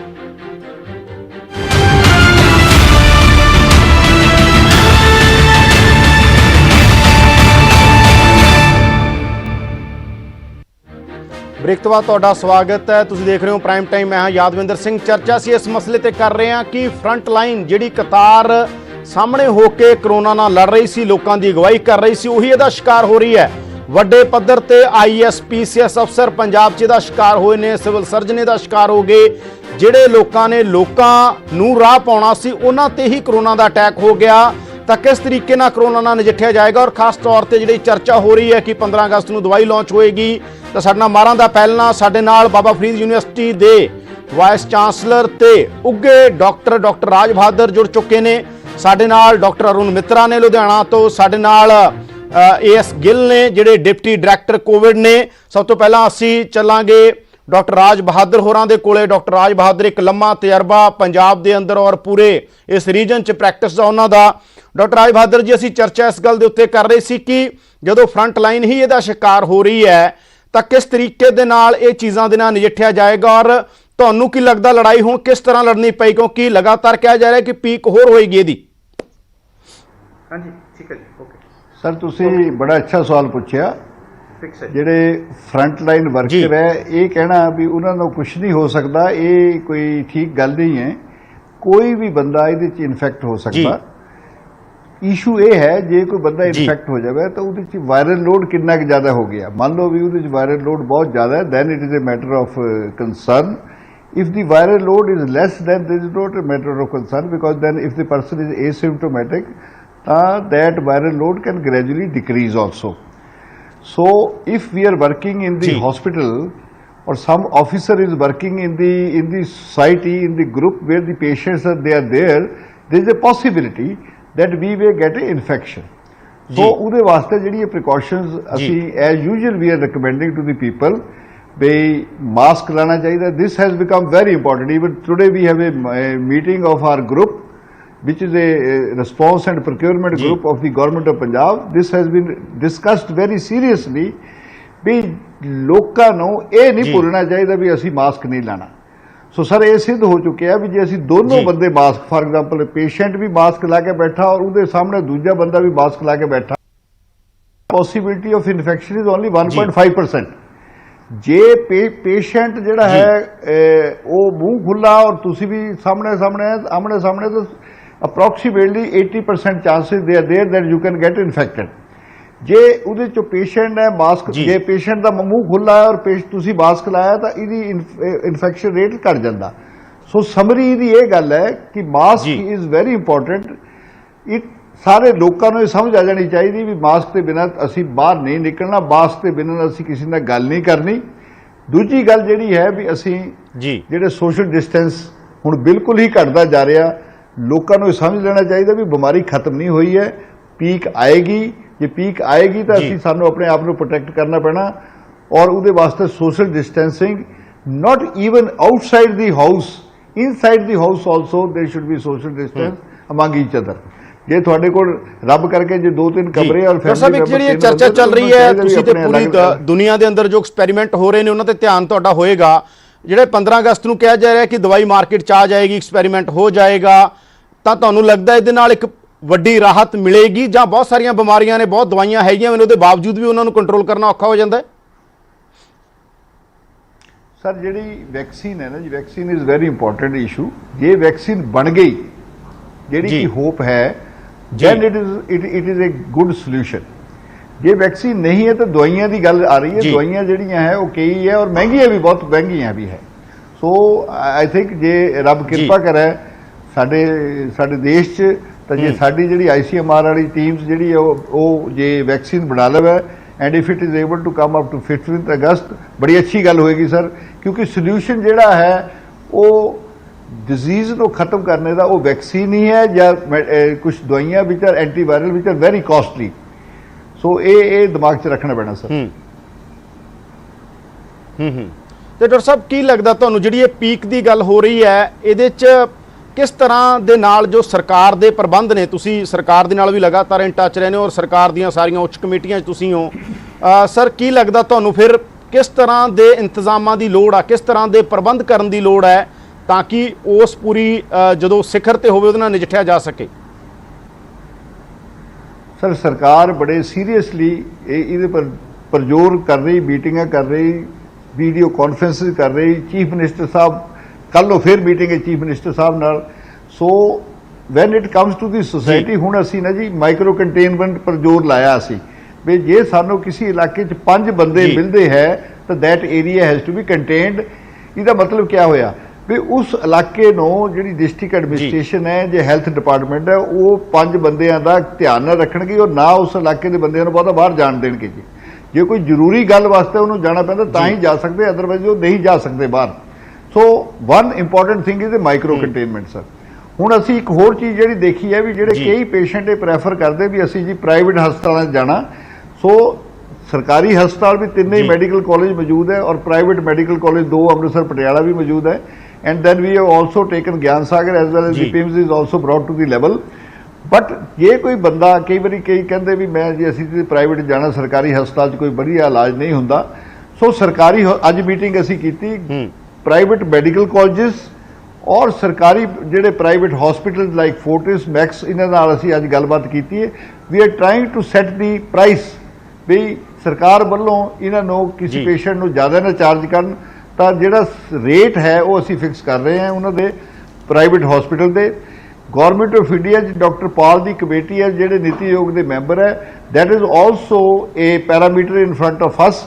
ਉਸ ਪੈਰਾਮੀਟਰ ਦੇ ਨਾਲ ਅਸੀਂ ਪੰਜਾਬ 'ਚ ਜਿੱਦਾਂ ਦੇ ਵੀ ਹੋ ਸਕਦੇ ਰੇਟ, ਜਿਹੜੇ ਦਿੱਲੀ ਗੌਰਮੈਂਟ ਦੇ ਵੀ ਰੇਟ ਹੈ, ਔਰ ਅਸੀਂ ਇਹ ਸ਼ਾਰਟਲੀ ਅਸੀਂ ਇਹ ਸੈੱਟ ਕਰ ਦੇਣੇ। ਡਾਕਟਰ ਸਾਹਿਬ, ਇੱਕ ਚਰਚਾ ਪਿਛਲੇ ਦਿਨਾਂ ਸਿੱਧੂ ਜਿਹੜੇ ਪੰਜਾਬ ਦੇ ਸਿਹਤ ਮੰਤਰੀ ਨੇ, ਇਸ ਟਾਈਮ ਬਿਜ਼ੀ ਨੇ, ਅਸੀਂ ਕੋਸ਼ਿਸ਼ ਕਰਨੀ ਸਾਡੇ ਨਾਲ ਹੁੰਦੇ ਹੋ, ਉਹਨਾਂ ਨੇ ਕਿਹਾ ਸੀ ਜੇ ਲੋੜ ਪਈ ਕਿਤੇ ਤਾਂ ਲਾਕਡਾਊਨ ਪੂਰਾ ਹੋ ਸਕਦਾ ਹੈਗਾ। ਤੁਸੀਂ ਉਸ ਕਮੇਟੀ 'ਚ ਹੁੰਦੇ ਹੋ, ਗੱਲਾਂ ਬਾਤਾਂ ਹੁੰਦੀਆਂ ਨੇ ਕਿ ਜੇ ਬਹੁਤ ਸਿਖਰ ਦੇ ਉੱਤੇ ਚਲਾ ਗਿਆ ਕਿ ਮੰਨਿਆ ਜਾਵੇ ਦੁਬਾਰਾ ਪੂਰਨ ਲਾਕਡਾਊਨ ਵੀ ਹੋ ਸਕਦਾ ਹੈ? ਸਰ ਇਹ ਹਲਤੇ ਇੰਨੀ ਡਿਟੇਲ 'ਚ ਗੱਲ ਨਹੀਂ ਹੋਈ ਵੀ ਪੂਰਨ ਲਾਕਡਾਊਨ ਕਰਨੇ ਦੀ, ਪਰ ਅਸੀਂ ਚੀਫ ਮਿਨਿਸਟਰ ਸਾਹਿਬ ਬੜੇ ਸੈਂਸਿਟਿਵ ਹੈ ਇਸ਼ੂ ਵਾਸਤੇ। ਉਹਨਾਂ ਨੇ ਕਿਹਾ ਸਰ ਜਿਹੜਾ ਵੀ ਜੇ ਅਸੀਂ ਕਿਸੇ ਪੇਸ਼ੈਂਟ ਨੂੰ ਹੋਮ ਕੁਆਰੰਟਾਈਨ 7 ਦਿਨ ਕਰਨੇ ਦਾ ਸੁਜੈਸ਼ਨ ਦਿੱਤਾ ਥਾ, ਪਰ ਹੀ ਡਿਡਨਟ ਐਗਰੀ। ਉਹਨਾਂ ਨੇ ਕਿਹਾ ਵੀ ਜਿਹੜੀ ਬਿਮਾਰੀ ਦਾ ਜਿਹੜਾ ਇਨਕੂਬੇਸ਼ਨ ਪੀਰੀਅਡ ਹੈ ਉਹ 14 ਦਿਨ ਹੈ, ਇਸ ਕਰਕੇ 14 ਦਿਨ ਉਹਦੀ ਹੋਮ ਕੁਆਰੰਟਾਈਨ ਹੋਣੀ ਚਾਹੀਦੀ ਜਾਂ ਉਹਦੀ ਹਸਪੀਟਲ 'ਚ ਜਿਹੜੀ ਕੁਆਰੰਟਾਈਨ ਹੋਣੀ ਚਾਹੀਦੀ 14 ਦਿਨ ਦੀ ਹੈ। ਸੋ ਸਾਡੇ ਚੀਫ ਮਿਨਿਸਟਰ ਸਾਹਿਬ ਵੀ ਸੈਂਸਿਟਿਵ ਹੈ and it is scientific also because the incubation disease the period ਜਿਹੜਾ ਹੈ ਇਸ ਡਿਜ਼ੀਜ਼ ਦਾ 14 ਦਿਨ ਹੈ। ਇਸ ਕਰਕੇ ਉਹਨਾਂ ਨੇ ਸਟ੍ਰਿਕਟ ਕੀਤਾ ਇਸ ਇਸ਼ੂ ਪਰ। ਔਰ ਇਹ ਵੀ ਉਹਨਾਂ ਨੇ ਜ਼ਾਹਰ ਕੀਤਾ ਵੀ ਜਿਹੜਾ ਬਾਰਡਰ 'ਚ ਦਿੱਲੀ ਵਾਲਾ ਜਿਹੜਾ ਬਾਰਡਰ ਹੈ ਸਾਡਾ, ਉੱਥੇ ਵੀ ਸਟ੍ਰਿਕਟਨੈਸ ਹੋਣੀ ਚਾਹੀਦੀ ਤਾਂ ਕਿ ਅਸੀਂ ਵੀ should be able to take the mobile number of the people those are coming into the society. ਉਹਨਾਂ ਦੇ ਮੋਬਾਈਲ ਨੰਬਰ ਵੀ ਸਾਨੂੰ ਪਤਾ ਹੋਣੀ ਚਾਹੀਦੀ, ਕੋਬਾ ਐਪ ਕੀਤਾ ਹੋਣਾ ਚਾਹੀਦਾ, ਉਹਨਾਂ ਕੋਲ ਈ ਪਾਸ ਹੋਣਾ ਚਾਹੀਦਾ ਤਾਂ ਕਿ ਜੇ ਆ ਵੀ ਗਏ ਤਾਂ ਸਾਨੂੰ ਪਤਾ ਲੱਗ ਜਾਵੇ ਉਹ ਬੰਦੇ ਗਏ ਕਿੱਥੇ, so that if they are coming positive we should be able to contain them. ਬਿਲਕੁਲ ਡਾਕਟਰ ਸਾਹਿਬ ਸਾਡੇ ਨਾਲ ਜੁੜੇ ਰਹੋ। ਸਾਡੇ ਨਾਲ ਡਾਕਟਰ ਮਿੱਤਰਾ ਨੇ ਲੁਧਿਆਣਾ ਤੋਂ ਤੇ ਸਾਡੇ ਨਾਲ ਡਾਕਟਰ ਗਿੱਲ ਨੇ ਜਿਹੜੇ ਡਿਪਟੀ ਡਾਇਰੈਕਟਰ ਕੋਵਿਡ ਨੇ। ਮਿੱਤਰਾ ਜੀ, ਜਿਹੜੀ ਆਪਾਂ ਗੱਲ ਕਰ ਰਹੇ ਸੀ ਜਦੋਂ ਬ੍ਰੇਕ ਤੋਂ ਪਹਿਲਾਂ ਗਏ ਸੀ, ਤੁਹਾਨੂੰ ਕੀ ਲੱਗਦਾ ਜੀ ਦਵਾਈ ਜਿਹੜੀ ਵੈਕਸੀਨ ਵਾਲੀ ਗੱਲ ਬਾਰ-ਬਾਰ ਆ ਰਹੀ ਹੈ, ਜਿਵੇਂ ਡਾਕਟਰ ਸਾਹਿਬ ਨੇ ਵੀ ਆਪਣੀ ਕਿਰਾਏ ਰੱਖੀ ਹੈ, ਤੁਹਾਨੂੰ ਕੀ ਲੱਗਦਾ ਉਹਨੂੰ ਮਿੱਤਰਾ ਜੀ ਇਹ ਕੰਟਰੋਲ ਹੋ ਜਾਣਗੀਆਂ ਚੀਜ਼ਾਂ ਉਹਦੇ ਆਉਣ ਤੋਂ ਬਾਅਦ, ਜਾਂ ਤੁਹਾਨੂੰ ਲੱਗਦਾ ਹੈ ਫਿਰ ਵੀ ਬਹੁਤ ਔਖਾ ਹੋਏਗਾ ਸਾਰੀਆਂ ਚੀਜ਼ਾਂ ਨੂੰ, ਤਾਂ ਜੋ ਹੁਣ ਤੱਕ ਦੇ ਨਾਰਮ ਬਣੇ ਨੇ ਉਹੀ ਇੰਪੋਰਟੈਂਟ ਹੋਣਗੇ, ਦਵਾਈ ਨਾਲੋਂ ਵੀ ਪਰਹੇਜ਼ ਇੰਪੋਰਟੈਂਟ ਹੋਊਗਾ? ਮਿੱਤਰਾ ਜੀ देखो परहेज तो हमेशा ही इंपॉर्टेंट रहेगा क्योंकि बीमारी तो बचाना दा सब तो अच्छा तरीका तो परहेज ही होंदा है। ਜਿਹੜੀਆਂ 3 ਗੱਲਾਂ ਡਾਕਟਰ ਗੌੜ ਨੇ ਕਹੀਆਂ ਜਾਂ ਡਾਕਟਰ ਗਿੱਲ ਨੇ ਬੜੀਆਂ ਵਧੀਆ ਕਹੀਆਂ, ਉਹ ਮੈਂ ਤੁਹਾਡੇ ਦੂਜੇ ਸਵਾਲ ਦੇ ਜਵਾਬ ਤੋਂ ਪਹਿਲੇ ਇੱਕ ਗੱਲ ਕਹਿਣੀ ਚਾਹਾਂਗਾ ਕਿ ਅੱਖਾਂ ਤੋਂ ਵੀ ਇਨਫੈਕਸ਼ਨ ਹੋ ਸਕਦੀ ਹੈ, ਅੱਖਾਂ ਵੀ ਢੱਕ ਕੇ ਰੱਖਣੀਆਂ ਜੋ ਪੋਸੀਬਲ ਹੋਏ, ਜਿੰਨਾ ਜਿਹੜੇ ਐਨਕ ਲਗਾਉਂਦੇ ਨੇ ਉਹ ਲਗਾ ਕੇ ਦੇਖਣ। ਦੂਸਰੀ ਜਿਹੜੀ ਮੈਂ ਸਮਾਜ 'ਚ ਦੇਖ ਕੇ ਰਿਹਾ ਕਿ ਮਾਸਕ ਇਦਾਂ ਰੱਖਿਆ ਹੁੰਦਾ ਲੋਕਾਂ ਨੇ, ਨੱਕ ਹੁੰਦਾ ਖੁੱਲਾ ਜੀ, ਤੇ ਫਿਰ ਉਹ ਮਾਸਕ ਦਾ ਪਰਪਸ ਖਤਮ ਹੋ ਗਿਆ, ਕਾਫੀ ਹੱਦ ਤੱਕ ਖਤਮ ਹੋ ਗਿਆ। ਇਸ ਲਈ ਇਹ ਵੀ ਲੋਕਾਂ ਨੂੰ ਦੱਸੋ, ਹਾਲਾਂਕਿ ਸਾਡੇ ਜਦੋਂ ਅਸੀਂ ਟੈਲੀਫੋਨ ਮਿਲਾਈ ਤਾਂ ਉਸ ਤੇ ਆਂਦਾ ਹੈ ਵੀ ਨੱਕ ਤੇ ਮੂੰਹ ਢੱਕ ਕੇ ਰੱਖੋ। ਇਹ ਬਾਰ-ਬਾਰ ਲੋਕਾਂ ਨੂੰ ਜਾ ਕੇ ਥੱਲੇ ਤੱਕ ਗਰਾਊਂਡ ਲੈਵਲ ਤੇ ਦੱਸਣ ਦੀ ਲੋੜ ਹੁੰਦੀ ਹੈ ਕਿ ਮਾਸਕ ਨੱਕ ਢੱਕਣਾ, ਕਿਉਂਕਿ ਲੋਕਾਂ ਨੂੰ ਆਦਤ ਨਹੀਂ ਹੈ ਨਾ ਮਾਸਕ ਦੀ। ਉਹ ਫਿਰ ਸ਼ਿਕਾਇਤ ਹੁੰਦੀ ਹੈ ਜੀ ਕਿ ਸਾਨੂੰ ਸਾਹ ਨਹੀਂ ਆਉਂਦਾ, ਉਹ ਉਹਨਾਂ ਨੂੰ ਸਮਝਾਉਣਾ ਪਏਗਾ ਵੀ ਸਾਹ ਆਉਂਦਾ ਰਹਿੰਦਾ ਹੈ, ਤੁਹਾਨੂੰ ਆਦਤ ਨਹੀਂ, ਇਸ ਕਰਕੇ ਤੁਹਾਨੂੰ ਮਹਿਸੂਸ ਹੁੰਦਾ ਹੈ। ਫਿਰ ਮਾਸਕ ਨੂੰ ਲੋਕ ਅੱਗੋਂ ਫੜ ਕੇ ਉੱਪਰ ਥੱਲੇ ਕਰਦੇ ਰਹਿੰਦੇ ਨੇ, ਆਪਣੇ ਹੱਥ ਗੰਦੇ ਹੋ ਗਏ, ਉਹੀ ਹੱਥ ਫਿਰ ਮੂੰਹ ਨੂੰ ਲੱਗਦੇ ਨੇ। ਸੋ ਇਹ ਛੋਟੀਆਂ ਗੱਲਾਂ ਸਾਵਧਾਨੀ ਦੀਆਂ ਬੜੀਆਂ ਜ਼ਰੂਰੀ ਹੈ। ਦੂਜੀ ਗੱਲ ਦੀ ਦਵਾਈ ਦੀ, ਹੁਣ ਦਵਾਈ ਰੈਮਡੈਸਿਵਿਰ ਜਾਂ ਹਾਈਡਰੋਕਸੀਕਲੋਰੋਕੁਇਨ, ਇਹਨਾਂ ਦੇ ਬਾਰੇ ਚਲੋ ਟ੍ਰਾਇਲਸ ਚੱਲ ਰਹੇ ਨੇ, ਪਰ ਕੁਝ ਕਹਿ ਨਹੀਂ ਸਕਦੇ ਨਾ ਕਿੰਨਾ ਹੈ, ਕਿਉਂਕਿ ਐਂਟੀਵਾਇਰਲ ਡਰੱਗ ਇਹਦੇ ਬਾਰੇ ਕੋਰੋਨਾ ਲਈ ਹਾਲੇ ਕੋਈ ਪੱਕੀ ਦਵਾਈ ਤਾਂ ਹੈ ਨਹੀਂ। ਪਰ ਜ਼ਰੂਰੀ ਹੈ ਕਿ ਅਗਰ ਕੋਈ ਵੈਕਸੀਨ ਆ ਜਾਏ, ਸਾਨੂੰ ਬੜੀ ਖੁਸ਼ੀ ਹੋਏਗੀ ਕਿ ਅਗਰ ਹਿੰਦੁਸਤਾਨ ਤੋਂ ਵੈਕਸੀਨ ਆਏ ਪਰ ਜਿਹੜਾ ਪਿੱਛੇ ਗੱਲ ਹੋਈ ਕਿ ਵੀ 15 ਅਗਸਤ ਤੱਕ ਵੈਕਸੀਨ ਆ ਜਾਏਗੀ, ਇਹ ਜ਼ਰਾ ਵਿਗਿਆਨਿਕ ਤੌਰ ਤੇ ਢੁਕਦੀ ਨਹੀਂ ਹੈ ਗੱਲ, ਕਿਉਂਕਿ ਕਿਸੇ ਵੀ ਵੈਕਸੀਨ ਨੂੰ ਟ੍ਰਾਇਲ ਨੂੰ ਟਾਈਮ ਲੱਗਦਾ ਹੈ। ਐਨੀਮਲ ਟ੍ਰਾਇਲ ਜਾਂ ਹਿਊਮਨ ਟ੍ਰਾਇਲ, ਕਈ ਫੇਜ਼ਿਸ ਹੁੰਦੀਆਂ ਟ੍ਰਾਇਲ ਦੀਆਂ, ਉਹਦੇ 'ਚ ਕਈ ਮਹੀਨਿਆਂ ਦਾ ਪ੍ਰੋਸੈਸ ਹੁੰਦਾ ਹੈ। ਜਿਹੜਾ ਪਹਿਲੇ ICMR ਦੇ ਡਾਇਰੈਕਟਰ ਨੇ ਕਿਹਾ ਸੀ, ਉਹਨਾਂ ਦੀ ਚਿੱਠੀ 'ਚ ਵੀ ਇਹ ਸੀ ਕਿ ਵੀ ਤੂੰ ਇਹਨੂੰ ਸੀਰੀਅਸਲੀ ਲਓ, ਥੋੜਾ ਜਿਹਾ ਨਾ ਜਿਵੇਂ ਧਮਕੀ ਦਾ ਵੀ ਲਹਿਜਾ ਸੀ, ਉਹ ਅੱਛਾ ਨਹੀਂ ਸੀਗਾ ਇੱਕ ਵਿਗਿਆਨਕ ਦੇ ਤੌਰ ਤੇ ਉਹਨਾਂ ਨੂੰ ਪਤਾ ਹੈ। ICMR ਦੇ ਡਾਇਰੈਕਟਰ ਨੂੰ ਇਸ ਗੱਲ ਦੀ ਸਮਝ ਨਾ ਹੋਏ ਕਿ ਮਹੀਨੇ 'ਚ ਵੈਕਸੀਨ ਨਹੀਂ ਬਣ ਸਕਦੀ, ਮੈਂ ਇਸ ਗੱਲ ਨਾਲ ਸਹਿਮਤ ਨਹੀਂ, ਉਹਨਾਂ ਨੂੰ ਜ਼ਰੂਰ ਪਤਾ ਹੋਏਗਾ। ਉਹਨਾਂ ਨੇ ਕਿਉਂ ਇਸ ਤਰ੍ਹਾਂ ਕਿਹਾ ਮੈਨੂੰ ਨਹੀਂ ਪਤਾ, ਉਹੀ ਜਾਣਨ ਜੀ। ਪਰ ਉਸ ਤੋਂ ਬਾਅਦ ਫਿਰ ਹੁਣ ਗੱਲ ਆ ਰਹੀ ਹੈ ਕਿ 2021 ਤੱਕ ਵੈਕਸੀਨ ਆਏਗੀ। 2021 ਤੱਕ ਵੀ ਆ ਜਾਏ ਮੈਂ ਸਮਝਦਾ ਇਹਨਾਂ 4-5 ਮਹੀਨਿਆਂ 'ਚ, ਕਿਉਂਕਿ 4-5 ਮਹੀਨਿਆਂ 'ਚ ਠੀਕ ਹੈ ਠੱਲ ਥੋੜੀ ਪੈ ਸਕਦੀ ਹੈ ਬਿਮਾਰੀ ਤੋਂ, ਪਰ ਸ਼ਾਇਦ ਮੁੱਕੇ ਨਾ। ਸੋ ਇਸ ਲਈ ਇਹ ਜੋ ਵੈਕਸੀਨ ਆਣੀ ਬੜੀ ਜ਼ਰੂਰੀ ਹੈ। ਫਿਰ ਉਹ ਵੈਕਸੀਨ ਕਰੋੜਾਂ ਦੀ ਗਿਣਤੀ 'ਚ ਆਣੀ ਪਏਗੀ ਨਾ, ਹਰ ਵਿਅਕਤੀ ਨੂੰ ਲਗਾਣੀ ਪਏਗੀ। 130 ਕਰੋੜ ਦੀ ਸਾਡੀ ਆਬਾਦੀ ਹੈ, 130 ਹੁਣ 140 ਕਰੋੜ ਹੋਣ ਵਾਲੀ ਹੈ, ਤੇ ਉਹਦੇ ਵਿੱਚ ਫਿਰ ਕੀ ਹੁੰਦਾ ਕਿ ਕੈਟਾਗਰੀ ਬਣ ਜਾਂਦੀ ਹੈ ਜੀ, ਕਿਹਨੂੰ ਪਹਿਲੇ ਮਿਲ ਗਈ। ਸਾਡੇ ਪਤਾ ਹੈ ਸਾਡੇ ਮੁਲਕ ਜਿਹਦੇ ਕੰਟੈਕਟ ਨੇ ਉਹ ਫਟਾਫਟ ਲੈ ਲੈਂਦੇ ਨੇ, ਜਾਂ ਜਿਹਦੇ ਕੋਲ ਪੈਸਾ ਹੈ ਉਹ ਲਵਾ ਲੈਂਦੇ ਨੇ, ਆਮ ਜਨਤਾ ਫਿਰ ਰਹਿ ਜਾਂਦੀ ਹੈ। ਇਸ ਲਈ ਇਹਦੇ ਬਾਰੇ ਬਹੁਤ ਪਾਲਿਸੀ ਮੈਟਰ ਹੈ, ਬਹੁਤ ਜ਼ਿਆਦਾ। ਇੱਕ ਸਾਇੰਟੀਫਿਕ ਇਸ਼ੂ ਵੀ ਹੈ ਤੇ ਪਾਲਿਸੀ ਮੈਟਰ ਵੀ ਹੈ। ਸਾਇੰਟੀਫਿਕ ਇਸ਼ੂ ਹੈ ਕਿ ਵੈਕਸੀਨ ਦਾ ਟ੍ਰਾਇਲ, ਕਿਉਂਕਿ ਜਿਹੜੀ ਵੈਕਸੀਨ ਹੈ ਉਹ ਤੰਦਰੁਸਤ ਵੀ ਆਦਮੀ ਨੂੰ ਲੱਗਦੀ ਹੈ। ਜੇ ਤੰਦਰੁਸਤ ਆਦਮੀ ਨੂੰ ਅਗਰ ਉਹਦੇ ਟ੍ਰਾਇਲ ਪ੍ਰੋਪਰ ਨਹੀਂ ਹੋਏ, ਅਗਰ ਟ੍ਰਾਇਲ ਦਾ ਡਾਟਾ ਸਹੀ ਨਹੀਂ ਹੈ, ਤਾਂ ਜੋ ਤੰਦਰੁਸਤ ਆਦਮੀ ਅਗਰ ਬਿਮਾਰ ਹੋ ਗਿਆ ਉਹਦੇ ਨਾਲ, ਫਿਰ ਤਾਂ ਬਹੁਤ ਮੁਸ਼ਕਿਲ ਖੜੀ ਹੋ ਗਈ ਨਾ। ਇਸ ਲਈ ਵੈਕਸੀਨ ਨੂੰ ਥੋੜਾ ਡਿਲੇ ਭਾਵੇਂ ਹੋ ਜਾਵੇ, ਪਰ ਟ੍ਰਾਇਲ ਪ੍ਰੋਪਰ ਹੋਣੇ ਚਾਹੀਦੇ ਨੇ। ਜਲਦਬਾਜ਼ੀ 'ਚ ਵੈਕਸੀਨ ਲਿਆਣਾ ਇਹ ਕੋਈ ਪੋਲੀਟੀਕਲ ਫੈਸਲਾ ਤੇ ਭਾਵੇਂ ਹੋ ਸਕਦਾ, ਮੈਨੂੰ ਪਤਾ ਵੀ 15 ਅਗਸਤ ਸਾਡਾ ਸੁਤੰਤਰਤਾ ਦਾ ਦਿਨ ਹੈ, ਕੋਈ ਹੋ ਸਕਦਾ। ਜਿਹੜੇ ਦਾਵਾ ਹੋ ਰਿਹਾ, ਦਾਵਾ ਕੀਤਾ ਜਾ ਰਿਹਾ ਸੋਰਸ ਦੇ ਵੱਲ ਨਾਲ, ਬਹੁਤ ਸਾਰੀਆਂ ਖਬਰਾਂ ਆਈਆਂ ਨੇ ਕਿ 15 ਤੱਕ ਆ ਜਾਏਗੀ। ਤੁਹਾਨੂੰ ਲੱਗਦਾ ਜਲਦਬਾਜ਼ੀ ਹੋਏਗੀ? ਨਹੀਂ, ਜਲਦਬਾਜ਼ੀ ਹੁਣ ਤੇ ਉਸ ਗੱਲ ਤੇ ICMR ਵੀ ਥੋੜਾ ਪਿੱਛੇ ਹਟ ਗਿਆ। ਹੁਣ ਤੇ ICMR ਵੀ ਹਟ ਗਿਆ, ਹੋਰ ਵੀ ਸਾਇੰਟੀਫਿਕ ਬਾਡੀ ਸਾਰੀਆਂ ਹੀ ਕਹਿ ਰਹੀਆਂ ਨੇ ਕਿ ਵੀ ਇੱਕ ਮਹੀਨਾ, ਕਿਉਂਕਿ ICMR ਦੀ ਪਹਿਲੀ ਚਿੱਠੀ ਸੀ ਵੀ 7 ਜੁਲਾਈ ਤੋਂ ਟ੍ਰਾਇਲ ਸ਼ੁਰੂ ਕਰ ਦਿਓ ਤੇ 15 ਅਗਸਤ ਤੱਕ ਇਹਨੂੰ ਲੈ ਆਓ ਮਾਰਕੀਟ 'ਚ। ਇਹ ਗੱਲ ਕੋਈ ਢੁਕਦੀ ਨਹੀਂ, ਵਿਗਿਆਨਕ ਤੌਰ ਤੇ ਤਾਂ ਨਹੀਂ ਢੁਕਦੀ। ਬਾਕੀ ਹੁਣ ਜਲਦਬਾਜ਼ੀ ਕੁਝ ਦੇ ਵਿੱਚ ਕੁਝ ਕਰ ਲਿਆ ਜਾਏ, ਉਹਨਾਂ ਨਾਲ ਜੇ ਫਿਰ ਨੁਕਸਾਨ ਹੋ ਗਿਆ ਤਾਂ ਫਿਰ ਬਹੁਤ ਮਾੜੀ ਗੱਲ ਹੋਏਗੀ। ਇਸ ਲਈ ਥੋੜਾ ਟਾਈਮ ਦੇ ਲੈਣਾ ਚਾਹੀਦਾ ਹੈ, ਇਹਨੂੰ ਵਿਗਿਆਨ ਦੇ ਢੰਗ ਨਾਲ ਲੈਣਾ ਚਾਹੀਦਾ। ਤੇ ਜਿਹੜੀ ਸਾਡੀ ਇੰਡੀਅਨ ਅਕੈਡਮੀ ਆਫ ਸਾਇੰਟਿਸਟ ਹੈ, ਉਹਨੇ ਵੀ ਇਹ ਗੱਲ ਕਹੀ ਹੈ ਕਿ ਇੰਨੀ ਜਲਦਬਾਜ਼ੀ ਨਾ ਕਰੋ, ਕਿਉਂਕਿ ਜਲਦਬਾਜ਼ੀ 'ਚ ਵੈਕਸੀਨ ਜਿਹੜੀ ਹੈ ਉਹ ਫਿਰ ਪੂਰੀ ਫੁੱਲ ਪ੍ਰੂਫ ਟ੍ਰਾਇਲ ਦੇ ਥਰੂ ਆਣੀ ਚਾਹੀਦੀ ਹੈ, ਕਿਉਂਕਿ ਉਹ ਆਫਟਰ ਆਲ ਤੇ ਅਖੀਰ ਜਿਹੜੇ ਆਯੁਰਵੇਦ ਹੈ, ਹੋਮੋਪੈਥੀ 'ਚ ਕਾਫੀ ਲੋਕਾਂ ਦਾ ਦਾਵਾ ਹੈਗਾ। ਤੁਹਾਨੂੰ ਪਤਾ ਰਾਮਦੇਵ ਵਾਲੀ ਚਰਚਾ ਵੀ ਤੁਹਾਨੂੰ ਪਤਾ ਹੀ ਹੈ, ਬਾਬਾ ਰਾਮਦੇਵ ਨੇ ਵੀ ਕਹਿਤਾ ਸੀ, ਬਾਅਦ 'ਚ ਹਾਲਾਂਕਿ ਉਹਨਾਂ ਨੇ ਕਿਹਾ ਕਿ ਨਹੀਂ ਇਹ ਤਾਂ ਇਮਿਊਨਿਟੀ ਬੂਸਟਰ ਹੈ, ਪਰ ਬਹੁਤ ਸਾਰੇ ਆਯੁਰਵੇਦ ਤੇ ਦਾਵਾ ਕਰਦੇ ਨੇ ਹੋਮੋਪੈਥੀ 'ਚ। ਤੁਹਾਨੂੰ ਉਸ ਗੱਲ 'ਚ ਕਿੰਨਾ ਕੁ ਯਕੀਨ ਆ ਜਿਹੜੀ ਆਯੁਰਵੇਦ ਤੇ ਹੋਮੋਪੈਥੀ ਦੀ ਵੀ ਗੱਲ ਹੁੰਦੀ ਹੈ? ਹਾਲਾਂਕਿ ਉਹ ਦਾਵਾ ਨਹੀਂ ਕਰਦੇ, ਉਹ ਕਹਿੰਦੇ ਆ ਕਿ ਆਯੁਰਵੇਦ ਇਹਨੂੰ ਵੀ ਰਿਕੋਗਨਾਈਜ਼ ਕਰਨ ਦੀ ਲੋੜ ਹੈ। ਇਮਿਊਨਿਟੀ ਬੂਸਟਰ ਇੱਕ ਵੱਖਰੀ ਚੀਜ਼ ਹੈ ਕਿ ਸਰੀਰ 'ਚ ਤਾਕਤ ਹੈ। ਇਮਿਊਨਿਟੀ ਮਤਲਬ ਸਰੀਰ 'ਚ ਬਿਮਾਰੀ ਦੇ ਖਿਲਾਫ ਲੜਨ ਦੀ ਸਮਰੱਥਾ, ਉਹ ਹੈ ਇਮਿਊਨਿਟੀ। ਉਹ ਇੱਕ ਵੱਖਰੀ ਚੀਜ਼ ਹੈ। ਉਹ ਸਾਨੂੰ ਖੁਰਾਕ ਤੋਂ ਮਿਲਦੀ ਹੈ, ਹੋਰ ਕਈ ਆਪਣੇ ਹਲਦੀ ਤੋਂ ਮਿਲਦੀ ਹੈ ਨਾ, ਇਸ ਤਰ੍ਹਾਂ ਅਸ਼ਵਗੰਧਾ ਵਗੈਰਾ ਕਈ ਚੀਜ਼ਾਂ ਤੇ ਸਾਨੂੰ ਮਿਲਦੀ ਹੈ। ਕਈ ਚੀਜ਼ਾਂ ਹਾਂ ਅਸੀਂ ਰੋਜ਼ ਇਸਤੇਮਾਲ ਕਰਦੇ ਹਾਂ, ਲਸਣ ਰੋਜ਼ ਇਸਤੇਮਾਲ ਕਰਦੇ ਹਾਂ, ਹਲਦੀ ਰੋਜ਼ ਇਸਤੇਮਾਲ ਕਰਦੇ ਹਾਂ, ਕਿਉਂਕਿ ਸਾਡੇ ਖਾਣੇ ਦਾ ਹਿੱਸਾ ਨੇ ਚੀਜ਼ਾਂ, ਤੇ ਸਾਨੂੰ ਉਸ ਤੋਂ ਇਮਿਊਨਿਟੀ ਮਿਲਦੀ ਹੈ।